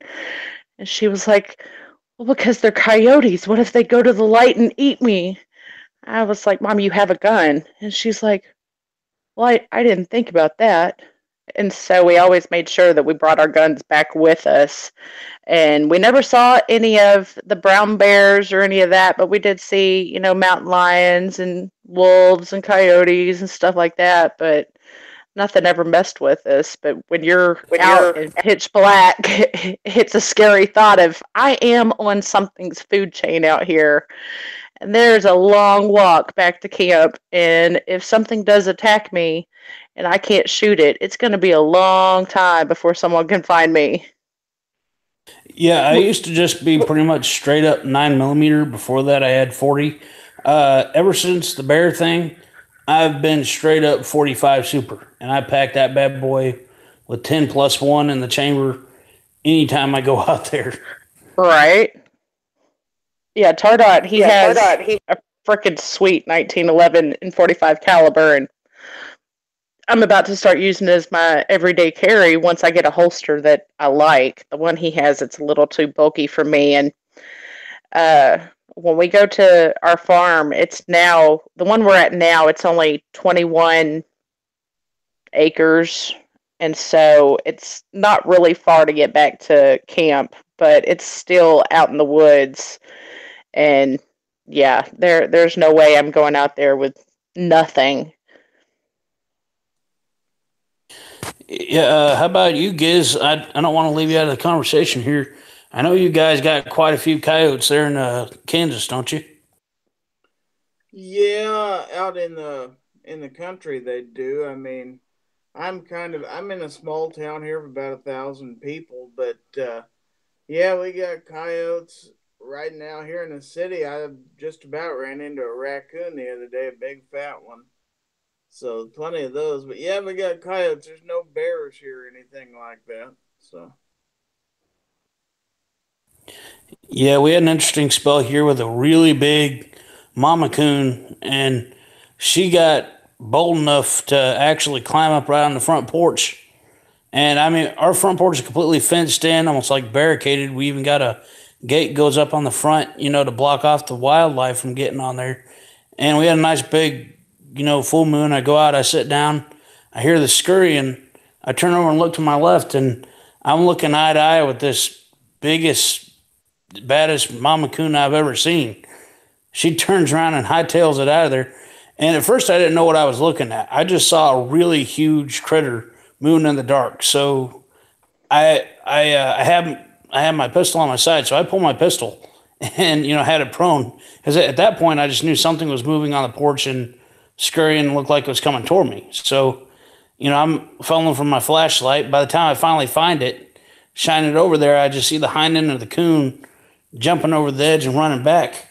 And then the three younger coons in her litter wound up getting bigger, and then they all, one by one, they all got pretty bold and started coming on the porch too, because we had to barricade the garbage onto there to keep them from getting into it. So then they figured out how to smuggle up over the rail to get into it, and I just couldn't believe how bold those things were. So I set out a live trap, and one by one, I captured those suckers, and I drove them over to the other side of the river to make sure they couldn't get back here, and I released them all in the same spot. To make sure that the family stayed together. But yeah, I put the live trap as the little cage with the little door that just drops in on it, and one by one I caught them. One time I caught them two at the same time. But yeah, well, we haven't had problems with them since. Wow. I'm kind of weird. I would totally love to have a raccoon for a pet. They look like little bandits or something. Yeah, I used to think that was a good notion until I saw what one is like when they're cornered. Apparently, them things got teeth and they can hiss like a cat, and they ain't afraid to use them. And they got claws. My aunt, she sat there and ended up having one of the mamas die, and it had a litter right by her house, and so she had taken them all in. And they are the sweetest thing, but that's the biggest part of it. Like, you can't just go and get an adult and think that it's going to be a great pet. But all of these babies, she had to pretty much sit there and bottle feed them and get them to where they were good and healthy. And, oh, they are the cutest little things. Yeah, and, there's a lesson in that we see with all the gun shows and all that. Carry a separate light, even if you got one mounted on your pistol, because you don't want to muzzle something that you don't know what it is. And a lot of people say, "Oh, well, I got a pistol, I got a light on my pistol, and I got a cell phone." I heard a professional trainer say that the other day, and I'm just shaking my head like, "No, man, carry a light and carry a good one, because you're gonna want to, cast the light on whatever it is and be able to see what you're looking at before you get to the point. A cell phone light's not going to do the trick." No, it's really not. Thankfully, I have one of those that can clip onto the rim of the hat, and it has like the red light, the green light, and I think it's got the LED white light. But the green light is great because you can see like spiders in the grass, you can see the eyes, and if you're out in the woods, the green light isn't going to scare wildlife like it is if it was a white light. And we've seen deer and hogs and everything else. It's really magical being out in nature, but at the same time, don't do something stupid and you won't get hurt. But if you hear a hog, don't sit there and try to walk towards it. Just sit there and stay on your path, and make sure you make noise, and it most of the time it'll run away unless it's got babies with it. And if that's the case, then throw something at it and it will take off running the other way. But yeah. We had an invasion of feral hogs in this area, and they're always around here, but I mean, it got really bad, and you know how they are, man. When they do breed and they spread, it's like crazy. And I got done shooting at a range one day, and all I had when I left was Taurus PT-111 G2. No, sorry, not the PT-709 Slim. Little bitty single stack, 3-inch barrel. And I was lucky right before I left. I'm like, oh, wait a minute, I'm not carrying anything loaded. So I stopped and I loaded up. And all I had at the time, I left my defensive ammo was in the car because I didn't want to get it mixed with my range ammo. So I loaded up full metal jackets and I chambered it and stuck it in a holster. And I'm out in the woods anyway, so I'm not too worried about needing hollow points out there. And I'm walking up, and right by the bed of the creek, I hear this low level grunting. And I worked on a farm before. I mean, I know exactly what that sound is. And I've also seen what feral hogs can do too with those tusks. Yeah. And I turned and looked, and sure enough, that low brush was just moving, and it started moving back and forth where I could see it was running back and forth, which meant, one, it felt like it was cornered, and two, that grunting meant that it was like giving off a warning, like, leave me alone, get out of here. So I pulled my pistol and I ran. I hightailed it. I had to run across the creek and I got soaked, but I didn't care. I'd rather get wet than get gored by a feral hog. And then I was thinking, I should have brought the 45 Super. I should have brought the 45 Super. No doubt. One of the guys that my dad used to hunt with, they had paid for this hunting trip. And when he had showed up, he had a huge leg cast that went from the top of his thigh down to almost to his ankle. And it was because he was out hunting, and one of the tusks on a hog, it had charged him and knocked him down, and it had ripped his leg with one tusk from the top of his thigh up by his hip down past the middle of his calf. And I was like, holy crap. I don't want to go out in the woods with there being hogs like that. And then as I became an adult and got into my later 20s, I ended up going out hog hunting with some friends, and I realized that I didn't have the gun on me. I didn't have a knife on me. And I was a much bigger girl then. And one of my friends was like, well, if you see hogs coming, you're going to want to jump into a tree. And I'm like, oh, I said, what? I'm going to do what? And they were like, yeah, you're going to grab a tree and you're going to swing up on it. And I'm like, one, this butt don't swing. Not onto a tree. No, I was like, and two, I don't climb trees. Yeah, I ain't gonna out. I climbed a lot when I was little, but those days are long gone. Yeah. And even then, I've seen a hog run. You ain't gonna out hustle a hog. So now your best bet is carry something on your side. And I would have never considered 9mm until Underwood came out with the extreme penetrators, and I've seen the tests on those things. I probably would trust extreme penetrators, but I know they're impressive, but they ain't gonna do what a 230 grain 45 Super hollow point's gonna do. Yeah, my friends did not tell me any of that until I was already out in the woods with them. They didn't tell me to wear mud boots, so I was in some tennis shoes going through farmland with tennis shoes, no knife, and no gun on me. And we were going with dogs because one of the ranchers had sat there and hired these guys to go out and try to get the hogs off their land. And I was like, yeah, I'll go with you. That sounds fun. Me being ignorant to the whole situation, they thought it'd be funny to just take me out there and not tell me what I needed to do. And when we were sitting there, and they're like, yeah, hogs can hurt the dogs. That's why they wear vests. And, that's why you carry a gun. And, we have knives for backup. And you just got to do this and you got to do that. I'm like, yeah, I'm wearing tennis shoes. I have no vest. I have no knife. And I have no gun.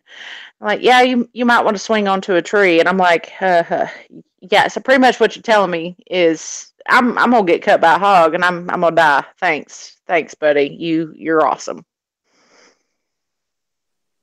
But yeah, I didn't die. I ain't afraid of the bobcats. I ain't afraid of the mountain lions, black bear. None of it out here. I mean, yeah, obviously I think about all that stuff, but those things hide from you. I never had an encounter with them. It's the little stuff. It's the hogs. It's the snakes. It's the poison ivy. Any woodsman knows. Those are the things that you got to worry about, that you got to prepare for and dress for. See, I'm very fortunate. Poison ivy does not bother me. Um, it tears up my husband. It tears up my mom and my dad. I don't know about my kids because they haven't been out in poison ivy. Um, but I have been in I'm it. real. I've been waist deep in it, and thankfully did not get messed with it. So I I can almost say wonder that's if the great thing. I don't know if you can build up an immunity to it or whatever, but I'm one of those lucky people too. When we played tag or hide and go seek or whatever, I grew up kind of around Appalachia more than anywhere, but that's where my family's from. But anytime I'd play hide and go seek or whatever, I'd find a nice little poison ivy patch, and I just lay down in the middle of it and cross my arms behind my head, and that way, nobody could come and get you. Yeah, I've fallen asleep in poison ivy and insulation that you put in a house. I was young and my parents were working on a house and they couldn't find me and I just put myself to sleep right there on a big old pile of insulation. Oh man, did you get the fiberglass shards in the skin and all that? I didn't get bothered by it. I wasn't itchy or any of that. I slept peaceful. You were lucky there because, man, the thing about I think it's usually made of fiberglass, and I had my very first toy bow when I was a really little kid. It's funny, I had a real bow before I had a toy one, but the reason I wanted a toy one was just something I could shoot inside. And you remember the movie Robin Hood, the Disney one with those animated that came out? Yeah. In fact, that's where I got my name Ozark Yeoman because Robin Hood was a yeoman and and an archer. But I got that sucker and I didn't realize it was made of fiberglass, and I didn't realize it was a cheap Chinese one. That thing started shredding and coming loose and all that, and oh man, all over my hands, my forearms, everything just turned into a nasty red rash. And I thought, well, I don't have any allergies. I'm immune to poison ivy. Why is it going to bother me? And I didn't realize it's those stinking shards getting up in your skin. Mm-hmm. Yeah, it bothers me as an adult. But for some reason, when I was a kid, I didn't have any problem falling asleep any place, especially a big old pile of that Pink Panther insulation. How about you guys? You got bad problems with poison ivy, or I know especially nettles. When I lived up in Iowa, we had problems with nettles. You got those kind of things up there? Yeah, poison ivy. I gotta stay away from it. We got poison ivy and poison oak up here. None of it's much fun. Yeah, my mom, she had cleared out some of the land and vines and stuff that were around camp, and she had put it on a fire. And she had ended up breathing in the smoke, and she had poison ivy and poison oak in her mouth, up her nose. It was on her skin, inside her ears. She was on some heavy, heavy antibiotics. Oh man, my mom had that. That's the weird thing too. I was immune to it, but my brother was terrible for him, my sister, everybody in my family, but especially my mom. She even if it literally, I think breathing close to the stuff above the throat. I don't know how it works. The oil gets in there. I'm not sure, but it was one time that our church wanted this big old plot of land out there that they were going to do some stuff with.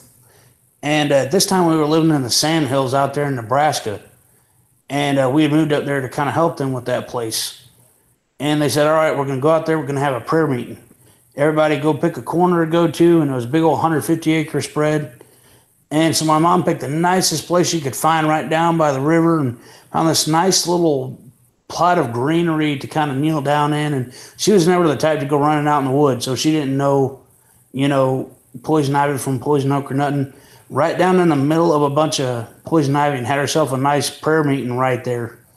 And for about the next month, oh man, it was just all over. Poor mama. Yeah, I felt terrible and then they couldn't figure out what was exacerbating the situation. And don't tell my mom if you ever talk to her. But I never had the heart to tell her. I think I always ran around in the woods, and I didn't find out until I looked up and read about it in the encyclopedia. We didn't have internet or anything, obviously, but we had a set of encyclopedias. It kept like flaring back up, and I couldn't figure out why. I was like, well, that's weird. And I suddenly thought, I was like, well, I'm immune to it, but I run through it all the time. I went out in the woods every single day, and she always did my laundry. So I looked up in the encyclopedia, and sure enough, the stuff can stick to your clothes. And I think I was exacerbating the poison ivy again all over again. You were torturing your mama with poison ivy. Man, if I ever talk to your mama, I'm going to rat you out. That's just mean. I'm just kidding.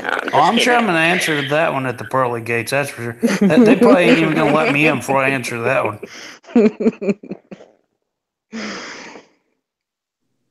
Oh, that's funny, but I feel so sorry for your mom.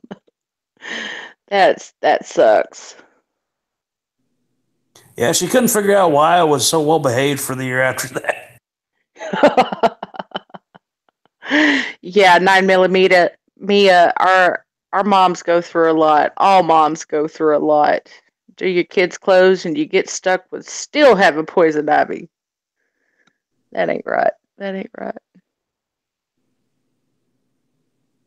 No, they seem to get the poo end of the stick there with pretty much every rough situation, especially with germs.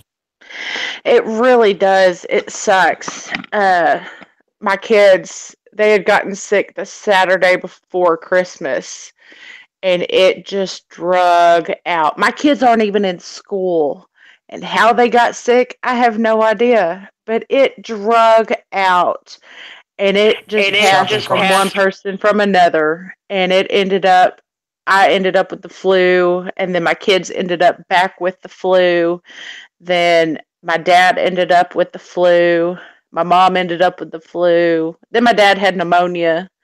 And then I think one of my kids was acting like they were getting pneumonia. And if it's going to hit one person, you can guarantee anybody that comes into that house is going to get sick at some point. It was nasty. The whole family, all of us, my wife, I, the kids, we all got it one after another. And it was right about that time, too. I'm like, oh, it's no big deal. I've had it before. It'll be 2 days. I'll be back on my feet. No, the doctor said this is a tougher strain. And here in Missouri, we got it. I think our state got it the worst of any in the entire country. And I took my wife to the ER, and they turned her away at the door. Said, no, we can't treat it. We can't give anybody Tamiflu because apparently now that's causing people to go on murderous, sprees. And I don't know what that was all about, but now Tamiflu is crazy. That's crazy. Yeah, and so they just told us over-the-counter stuff to do for it. Just so you're going to be miserable for a while. You're going to get over it eventually. But, yeah, man, it was been a month after that, and I could tell that I feel just kind of tired and just slowly recovering from it. Yeah, Zicam was a lifesaver for me. And then I was taking the NyQuil and the DayQuil gel caps. But man, NyQuil and DayQuil, I felt like I was a major drunk on the worst kind of hangover I'd ever had in my life. And I was like, I didn't even have the fun of drinking. This sucks. I can't even take it. And the last day that I took it, it still took 3 days to start feeling like I wasn't drunk or hungover. I was like, man, I ain't ever taking that crap again. Just give me the alcohol. Yeah, I took NyQuil. I don't even drink. Never have, never will. I'm Irish and Chickasaw Indian, so my genetic background pretty much prohibits that. But the only reason I would is for medicinal purposes, and usually I stay away from it. But man, this time around, no, I hit the NyQuil, and I only took a half dose at night before I went to bed, and then as soon as I got up, it was DayQuil, and I took as much doses as I could, and then maybe ibuprofen on top of that, and I had a little concoction of stuff going along with cough drops, and trying to balance out to not take too much. I think it's the antihistamine that keeps you from coughing. So I'd be popping, the cough drops all day and then take the NyQuil at night. One of my friends, I think she was German. I don't know. I used to really like Jägermeister. And she had sat there and she was like, "Why do you drink that?" And I was like, "Because it tastes good with like monsters or anything else." And she was like, "That's cough syrup." I was like, "No, it's not. It's liquor." And she's like, "In Germany, that's cough syrup. You are drinking medicine right now. That's disgusting." And I was like, "What do you mean that's cough syrup?" She's like, "When people have a cold, they are prescribed Jägermeister." And I was like, "Are you kidding me?" And she's like, "No, I'm not." She was like, "You were drinking cough syrup. That's why you're getting drunk." And I was like, "Well, we sell it in the liquor store as a liquor." Wow. But yeah, when I found that out, I was like, "Wow." I don't even know why I didn't think about doing that when I had the flu. I could have been drinking me some Jägermeister straight, had the cough down in days. There you go. There you go. How about you kids? Did it hit there in Kansas really bad? Oh yeah, I was lucky. I missed it, but everybody else got it. You in there hiding like Survivor Prepples, excuse me, Survivor Prepper style or something like that? Mm, just got lucky, I'd say. Everybody else I knew got it, though. I was thinking for a while of putting my house as looking like one of those quarantine areas, putting plastic on the inside and the out. Don't come in and don't leave. We're just gonna wait Yeah, you this thing out. But got it twice in like a week or so, or 2 weeks, wasn't it? it was something like that. Like the kids had it. I felt bad, and I started taking the Nyquil and the Dayquil and the Zicam and all of that crap. And then I felt like I was getting better, and I still felt like I had the hangover. So I quit taking the Nyquil and the Dayquil. And it wasn't a couple of days later, it hit me full blast. I couldn't stand up without feeling lightheaded. My husband, he ended up feeling bad, and he was on the couch 1 or 2 days, I can't remember. And yeah, it hit everybody and the kids. You know, you can't tell the kids don't go in this room, or don't hug on Nana and Papa, don't hug on Mama, don't hug on Daddy, because they're kids and they're not going to understand. And if they're sick and they want to give you kisses, I don't have the heart to tell my kid, "Don't give me kisses, you're sick, that's disgusting." And Right. so of course my kids would give me kisses, and I'm like, "Oh, it's okay, baby, come here, Mama love on you." And then I'd end up getting it again. Yep. Yeah, I knew I was going to get it. It was just a matter of time. I actually had a coworker come by and in my office there, and I wound up the first day. I was like, "Oh man, I feel real bad." I didn't know it was the flu because our little guy got it at the same time and nobody else had, and I just wasn't aware of what was going on. So I went ahead and went to work, and it got so bad. I've never been sick like this in my entire life. He walked up and I was just laid out on the floor. I had rearranged the furniture so I could literally just kind of lay out. And he came up. He was about to call EMS, and I was like, "No, dude, don't do it. Don't bring him here. I ain't gonna go that route." I was like, and that was suddenly. Then I suddenly realized that it was like all the symptoms just clicked, and I remembered hearing about those symptoms and what was going around. And I was like, "Dude, if I were you, I'd just get out of here." He started to walk up, and I was like, "Nope." I said, "Stop right there." I said, I yelled, "Unclean." Just get out of here, dude, and leave me be, if you will, and I'll disinfect everything before I go. No doubt. This round, I've had the flu before in the past, but this year, I mean, it really knocked me on my butt.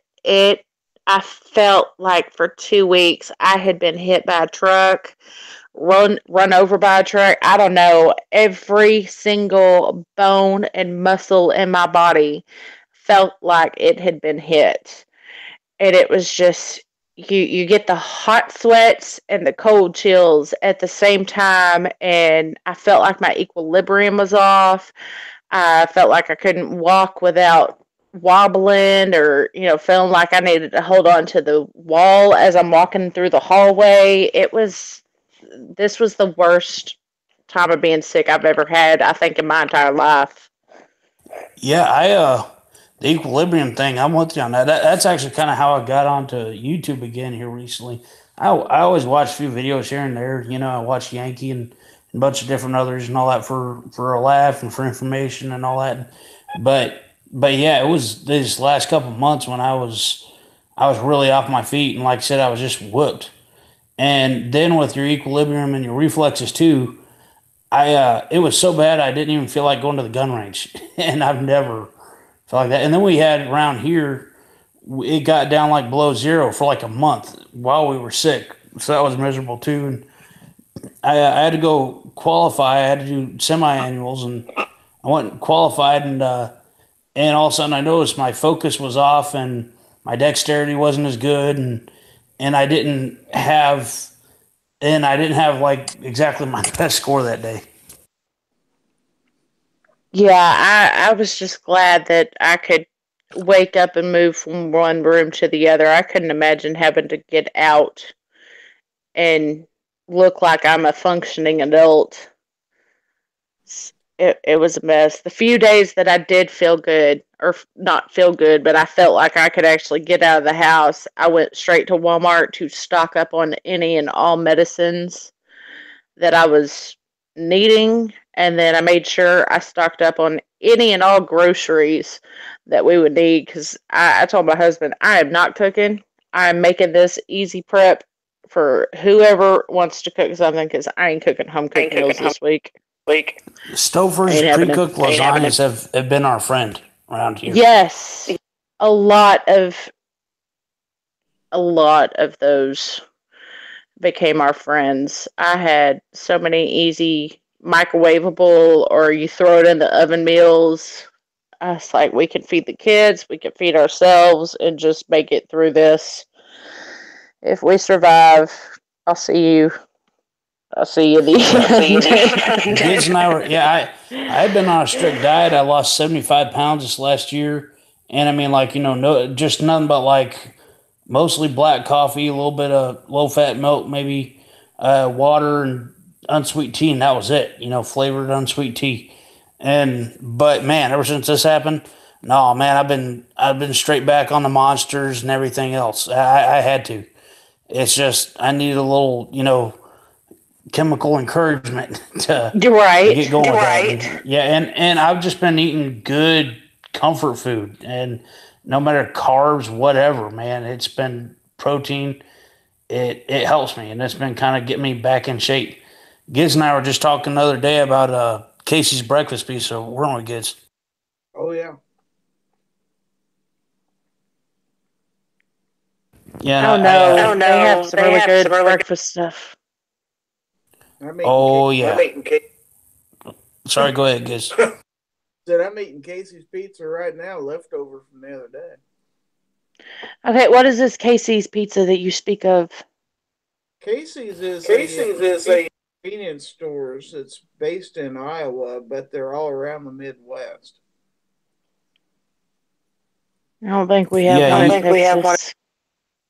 Imagine, like, if you will, a pizza, but kind of a regular pizza, but with the best, fresh flour dough and sort of a cheesy type of sauce. And then you can get it with different stuff, bacon, sausage, and then also scrambled eggs chopped up and mixed in there with it too. Oh my goodness. Okay, so we have a Quick Trip right by our house, and every now and then we'll go in there, and they've got fresh made breakfast pizzas, and it is scrambled eggs, sausage, bacon, and then it's got like a cheesy type of sauce on it, but then they've got like gravy sauce on top of everything else, and it is the most amazing pizza I have ever had in my life. I need to learn how to make it so that way I can just make it all the time, and I ain't got to get in my car and drive up to Quick Trip. Yes, I'm lucky too. I got on my commute. I got Quick Trip, and kind of they built one here close to home too. So I got that. And that was another thing that got me through. I get the man. Honestly, Casey's is better. If you ever got to drive, like I think you said you got family in Kentucky or whatever. You ever We got drive family through? in Kentucky and Michigan. Oh yeah, then you'll go right through Casey's country because all through Kansas City, along the interstates. I mean, not Kansas, the interstates in Missouri, uh, Illinois, all through there. You see Casey's, and I'm not sure, but I heard it was opened up by Sam Walton's daughter.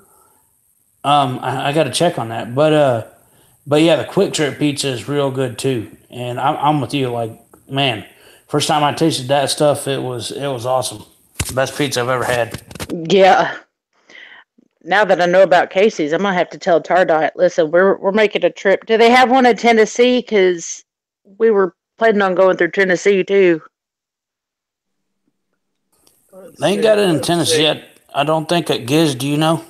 It says Iowa, Arkansas, Illinois, Indiana, Missouri, South Dakota, North Dakota, Kansas, Oklahoma, Nebraska, and Wisconsin. Man, I'll be in Oklahoma next month. There you go. Yeah, they are in Oklahoma. And the good thing about Casey's, they make them exactly the same everywhere you go. It's like McDonald's. Sweet. Yeah, I'm gonna tell Tardot, you gotta take me to Casey's when we go to Oklahoma because I need some pizza. We don't have much. We don't have much in the little town I live in, but we have a Casey's. Well, that's the great thing. When I lived in Iowa, I lived there for years. Went to college there, finished high school there, and that's what there was. I mean, I was in a town of 300 people. I had to drive 20 miles just to get to a town of 4,000 people with a grocery store, and pretty much the only joint in town for pizza or anything was Casey's. And at first I thought, oh man, pizza at a gas station, really? But then I realized that stuff was better than any of the pizza restaurants around. Yeah, 9 Millimia, this has turned into a food chat, and I've never heard of Casey's either, but now that I know there's one in Oklahoma, I'm going to tell Tardot, listen, if we're going to stay married, you got to take me to Casey's. Otherwise, it's going to be a fight. I'm going to leave you at the hotel and go find it myself. Sorry, 9 Millie. I'm sure she's married to it, and now she's coming in here and it's food chat. It's usually her husband starts that stuff. I know that tells you right there that I've been watching too many of Midnight Range's videos, turning my own chats into food chat. Man, now I'm hungry and I gotta wait 3 hours before Quick Trip. Well, 2 hours before Quick Trip opens up there. Well, I got cold pizza in my fridge, but you're too far away. I know. I'd share too. Oh man, that's bad. She says it's okay. I'd never stay by my husband. Oh, he works such long hours. Yeah, that's I don't craziness. see how it keeps from wearing him down, I tell you. But he loves his job, I guess.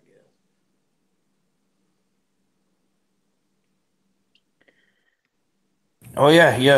You do what you love for a living, and you'll never work a day in your life. Well, I like what I do. But, and I used to work a lot of extra hours and stuff like that, but it really started to wear on me. So finally, it's like, okay, do your job the best you can while you're there. And unless they ask you to stay late, get your butt home and forget about it for a few hours. That's why I love my job. When I'm at home, I don't talk about work too much. I just get on my gun channel stuff, watch my videos, and forget all about what I do for a living. I work from home, so it's a little hard. Yeah, I landed a dream job, but I had to earn it. I always worked 2 or 3 jobs at a time before that, and I did some time in it was almost like prison. It served some time in manufacturing, and some of them was good. Depending on the job you got and all that. But between always trying to find one that's better paying, trying to work overtime when it's really physical and hard labor and all that, that's a little tougher. And then always worried about being laid off. That was another thing. But I did work making in the firearms industry involved with ammunition, and I really love that.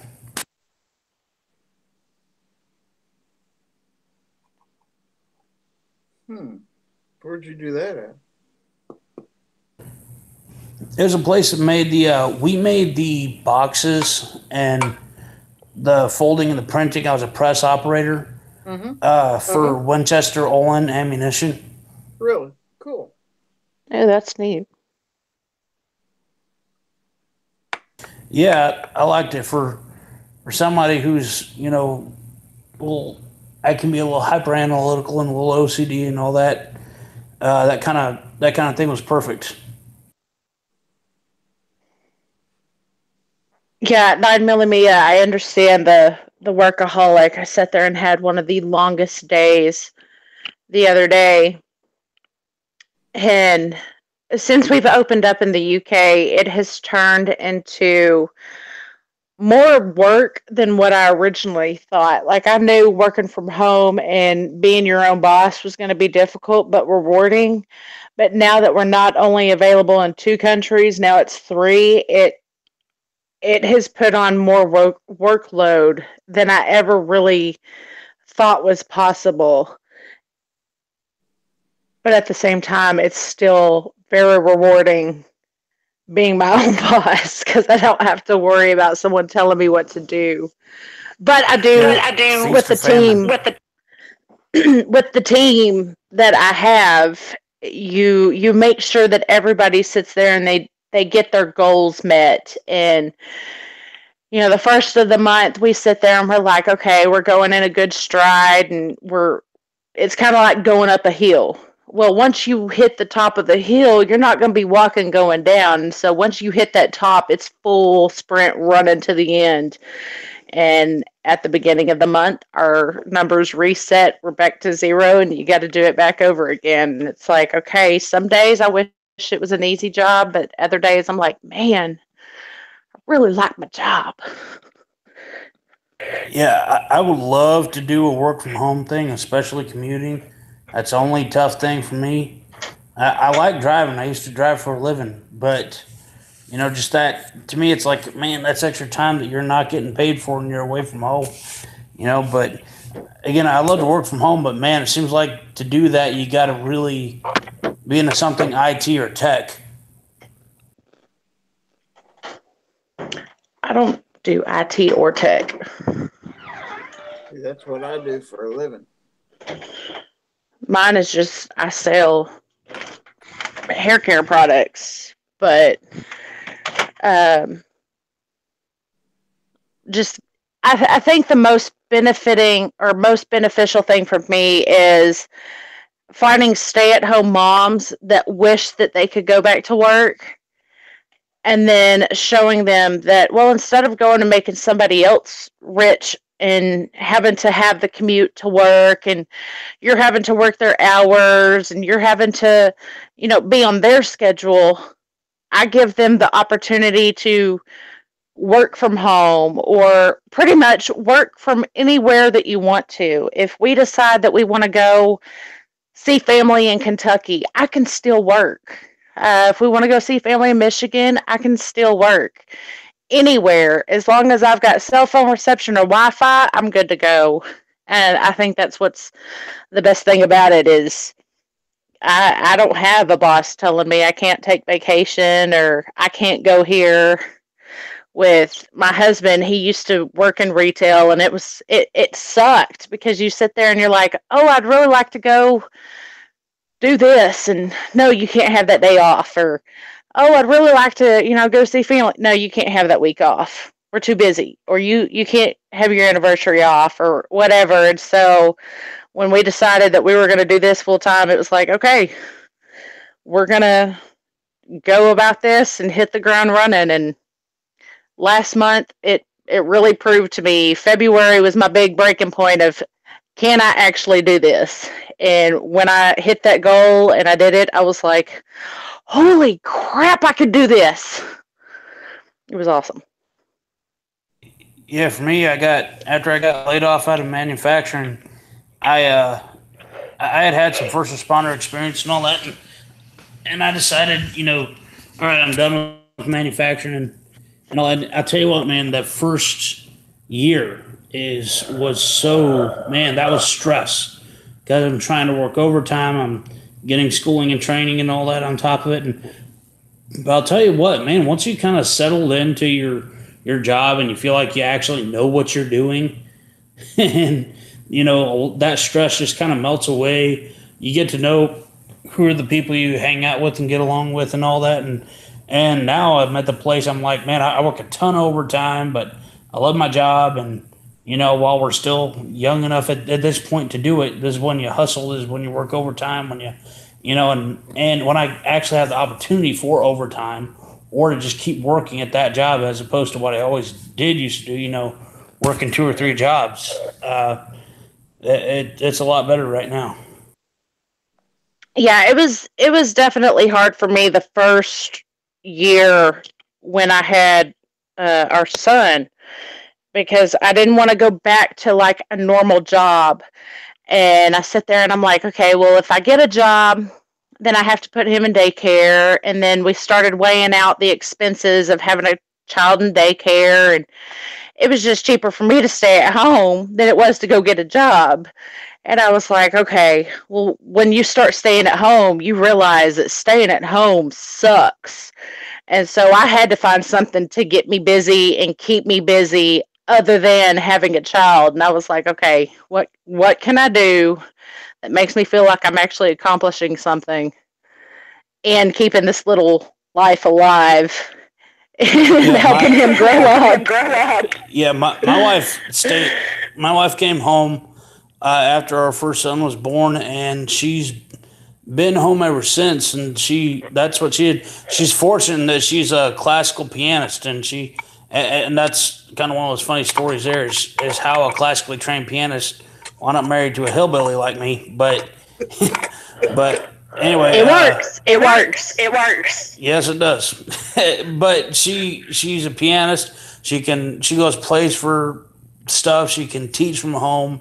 I mean, she can do a million things with it, and it's an awesome opportunity to have. And other people like yourself that were more sales or business inclined, we have some other friends our age that's exactly what they're doing. There's a lot of sales and businesses now that you can actually work from home and be profitable and everything with it. And I don't know how many friends guys I know that their wives have been doing that, and they've been really good at it. There's one lady that, she gets regular trips to Hawaii. Yeah. Because of stuff she's selling. Ours this year, the goal that my team and I are shooting for is the trip to the Bahamas. And then we have another trip in November that we're working towards. And I was like, it's all paid for.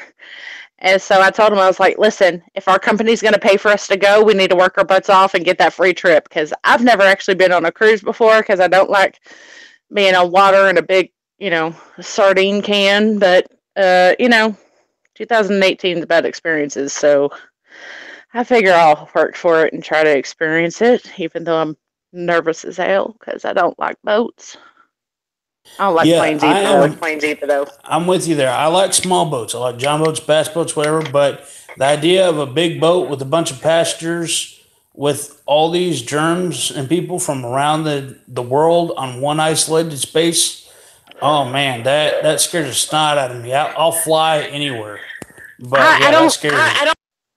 I had to go to North Carolina to help my godparents move back to Texas. And that was the most stressful thing of my life because I haven't been on a plane since I was a kid.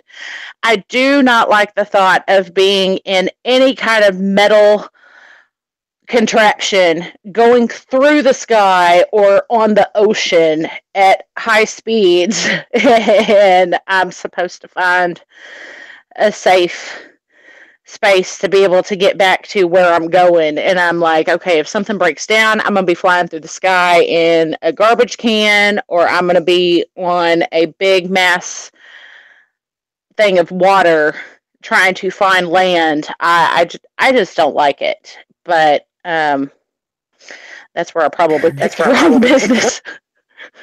Yeah, well, like I said, I never drank, so my drug was, being an adrenaline junkie and doing dumb stuff. What in the '90s it was all about BMX and rollerblading and kind of crazy stunt stuff like that. I was a skateboarder. I totally get that. Oh yeah, I was. Oh man, I was a mountain biker. My problem was I tried to basically invent a new extreme sport where you did everything BMX but with a mountain bike out in the middle of nowhere, and I managed to pull some of it off too. And the same thing with rollerblades, but just wound up getting hurt more often than not. But my next big thrill was I wanted to fly my buddy's plane back up in Alaska. I went up to visit him, and he had a Cessna, a little bitty, like a 1969 overhead wing single prop Cessna, and he let me fly that sucker. And my brother had trained as a pilot, so I kind of shadowed him during his training, and I had caught on to some of it, and sure enough, we hit these mountains, and to our right, we were flying to Anchorage, Alaska, but we had to fly from the Matsu Valley, Matuska-Susitna Valley, to the Anchorage airport, and it was during the summer meltdown when all the snow melts off the top of the mountains, and when you get in the gaps between the mountain heads, these rushes of cold air just slam down. Feels like a giant slamming on the top of a wing with a sledgehammer. And every time I got to that spot, it just wham, it hit on it. So I started to, veer us off to the right to get away from it because we were flying over the highway. But the problem was there was a stinking Air Force base directly to our right, and it was restricted airspace. And at that time, they were debuting the new F-22 Raptor at that Air Force base. And we were actually going to go watch that weekend. We went to go watch a show. But all of a sudden I got radioed by the Air Force, you can't fly over here, So it was either keep getting slammed by these winds and risk getting, smacked down that way, or get shot down by an F-22. Oh, wonderful. Yeah, so after that, the flight back was actually awesome because being on a giant commercial jetliner after that, I could never set foot in a Cessna again and I'd be fine, But yeah, the commercial jetliner felt great after that. Mia was talking about that she skydives. I would love to skydive. It's actually one of my things on the bucket list. Tardot and I were talking about doing it on our 35th birthdays. Or even where you're in that bodysuit where you can glide through in the bodysuit. I'd like to try that too. That's on a list for me. No way. Not happening. I've been bungee jumping, and that was pretty awesome. But I would like to try skydiving just to say that I tried it. I think one of my biggest things is I don't want to go through life saying, what if? Well, how do I know I don't like something unless I try it? And so it's on my list. That's how I felt about bungee jumping. I'm never going to do that. Why would I ever go and jump off of something and do that? And then one of my friends talked me into it, and I was like, okay, this is pretty awesome. And then I took other friends to go bungee jumping, and I was one of the mean friends that one of them was like, oh, I don't think I can do that. And so I pushed her off because she was taking too long, and then I jumped after her. Well, you got to get that line moving, Yeah, you can't be holding up the line. Okay, just go on. But it was fun. Either they'll be terrified after that, and they'll be scared to leave their home for the rest of their life, or you just created a new brave person that wants to do exciting new things. So it's a risk one way or another. Well, she actually ended up being one that liked it, but the whole way down, she was cussing me, calling me every name in the book. And then when the line actually snapped and she started bouncing back up, she sat there and started laughing. And I was like, okay, so you done cussing at me? And she's like, I can't believe you pushed me. I can't believe this.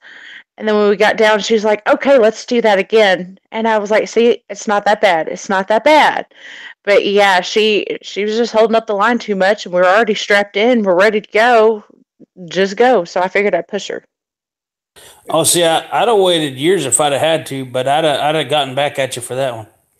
Yeah. Oh, she did eventually. She waited until I got pregnant to tell me all the things that can happen. Kids can sit there and break your ribs. You can have all sorts of excruciating pains and the damage that can be caused. You could die during delivery and all of that. And I was like, why would you ever tell somebody like that? Tell Oh man, somebody she plotted that. that for years. And she sat there and she's like, remember when you pushed me off the ledge? And I was like, yeah. She's like, you suck, bitch. I was like, oh, okay, touche. I can't be that bad. Yeah, she plotted it for years.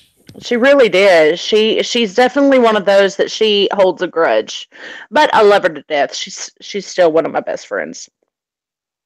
How about you, Giz? What was kind of your poison? What was my what? Your like your crazy adrenaline rush type thing.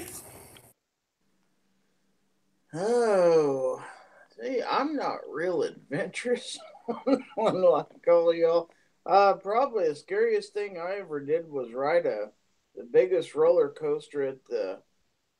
There's an amusement park called Worlds of Fun up in Kansas City, and I was dared to get on this big roller coaster, the big one they call it Timberwolf. The thing's huge, it's a wooden roller coaster. And I tried to get off the chicken line. They wouldn't let me. But it was kind of the same thing. Once I got on there and rode it and got to the end of it, it's like, let's go do that again. That was kind of fun. I was scared to death to do it, though. Yeah, I could see you being like a kind of person that while everybody's freaking out would probably be perfectly calm and collected. I loved roller coasters and all of that when I was younger. We went to Kings Island or someplace, and I think it was called the Vortex.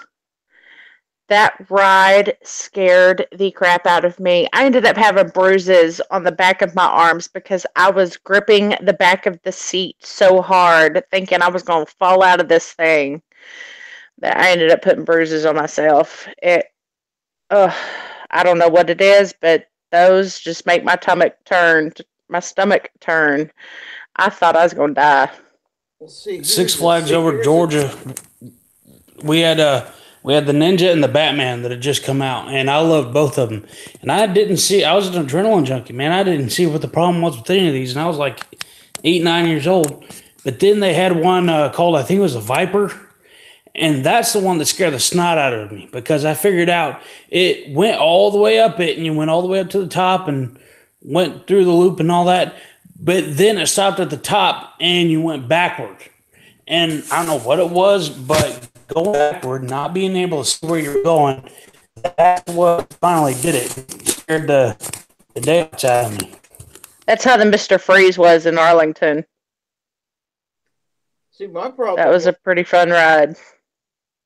when I was about 7 or 8 years old, my sisters took me to the county fair, and they put me on this thing that spun me around and around. That's when I realized I get motion sick really easy, and I was so sick after that. So if I'm ever gonna go to an amusement park and ride anything, I have to take like the motion sickness pills and wait until that stuff kicks in, or I'll get sick as a dog.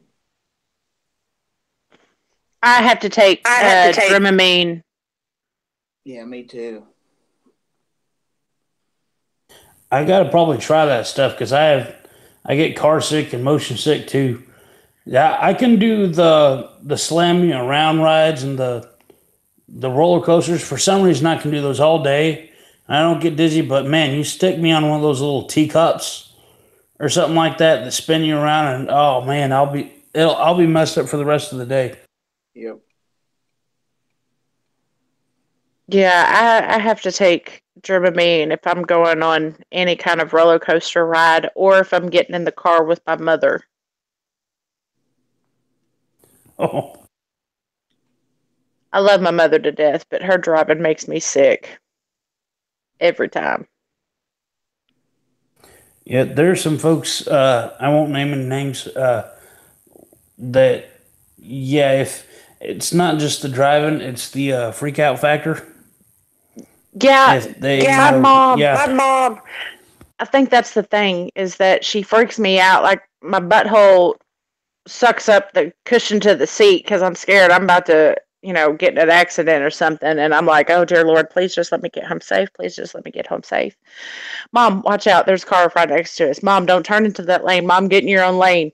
Can you use your blinker? I feel like I'm having to mother my mother when she's driving. And so I sit there and take a Dramamine and I'm like, okay, I'm just going to close my eyes and I'm just going to sit back with my seatbelt on and hope that we get there in one piece. She drives crazy. yeah. Gives you in that part of Kansas that I know it's most of it. That's like all just kind of straight and flat where you can see 10 miles ahead. That's what it was like in Iowa because we had a lot of people would kind of get driver's hypnotism driving in a place like that. That's pretty much all of Kansas, to tell you the truth. Now, in the east where I'm at, it's a a little more rolling terrain than there is once you get much west of like Topeka and stuff, like on I-70 headed towards Colorado. It gets pretty flat out there, and you can see for miles and miles. But really, there aren't a whole lot of hills at all in this state. So yeah, you can see quite a ways. I had the groomsman at one of my wedding. God help him, he was one of my best friends. But I think he had never been out of the state of Iowa in his life. And when I got married, we got married down here, down in the Ozarks, from where my wife was from, and literally he had just been used to just that flat, open terrain and all. Never been on a mountain or a ridge top or anything. Down here, they literally call it ridge running, just going for a drive, because of the way the roads are through here. And when we hit, you cross the Missouri River and it's like boom. Yeah, southern half of Missouri all of a sudden. Northern half is just all flat, just like Iowa, Kansas, whatever. You cross the Missouri and all of a sudden, man, you hit those hills and all. He was in the back seat of my F-150 and he was literally, I'm sorry if y'all are Chevy people, he was literally clinging to the backrest of the truck for dear life, thinking he was going to die because there was no shoulder on the road. And to me, I grew up in Appalachia. It's nothing, to kind of hug these corners and drive right on through them. I love it, But man, my poor buddy in the back seat, though, I look in the mirror and the dude's pale. And then he's like, oh, and then his ears are popping because of the change in elevation. And he's like, what's happening? What's going on with my ears?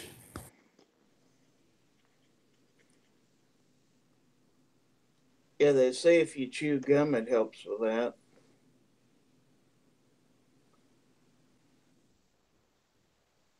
I get that. Yeah, it does.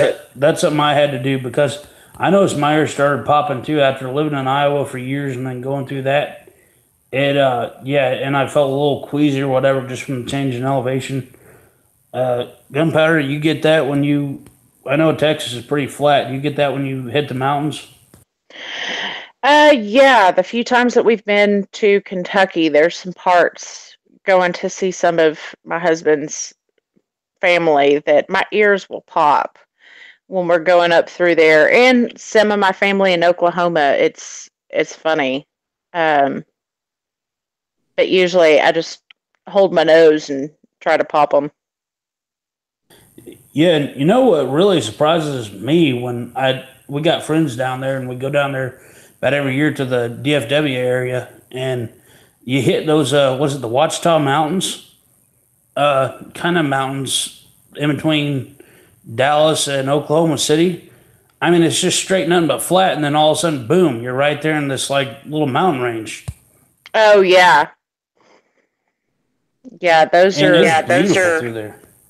It's funny because you'll be in like DFW area, which is about 30 miles or 30 minutes from us, and then you go up like you're going towards the border of Oklahoma and Texas, and it drops 25 degrees. And you go into Texas, and it drops another, or go into Oklahoma where my family's at, and it drops another 15. And I dress warm because I'm in Texas, and then I get up there and I'm shivering like a tiny dog. And I'm sitting there, and my husband's just laughing at me. My parents are laughing at me. I'm like, okay, I need to go back to Texas. It wasn't this cold when I left. Well, guys, I'm gonna have to get off. Yeah, I'm gonna have to wind it up too. I gotta get up in the morning. Me three. I've got some little kids. They're going to be up before the butt crack of dawn, so I need to get a little bit of rest. Thank you, everyone, for. Oh yeah, thank you. 9mm. Gun Gals is at 8:30 Central Standard Time on Jelsma Outdoors. Have a good night, everybody. Thank you all for joining us on this chat, and I will see y'all in the next video.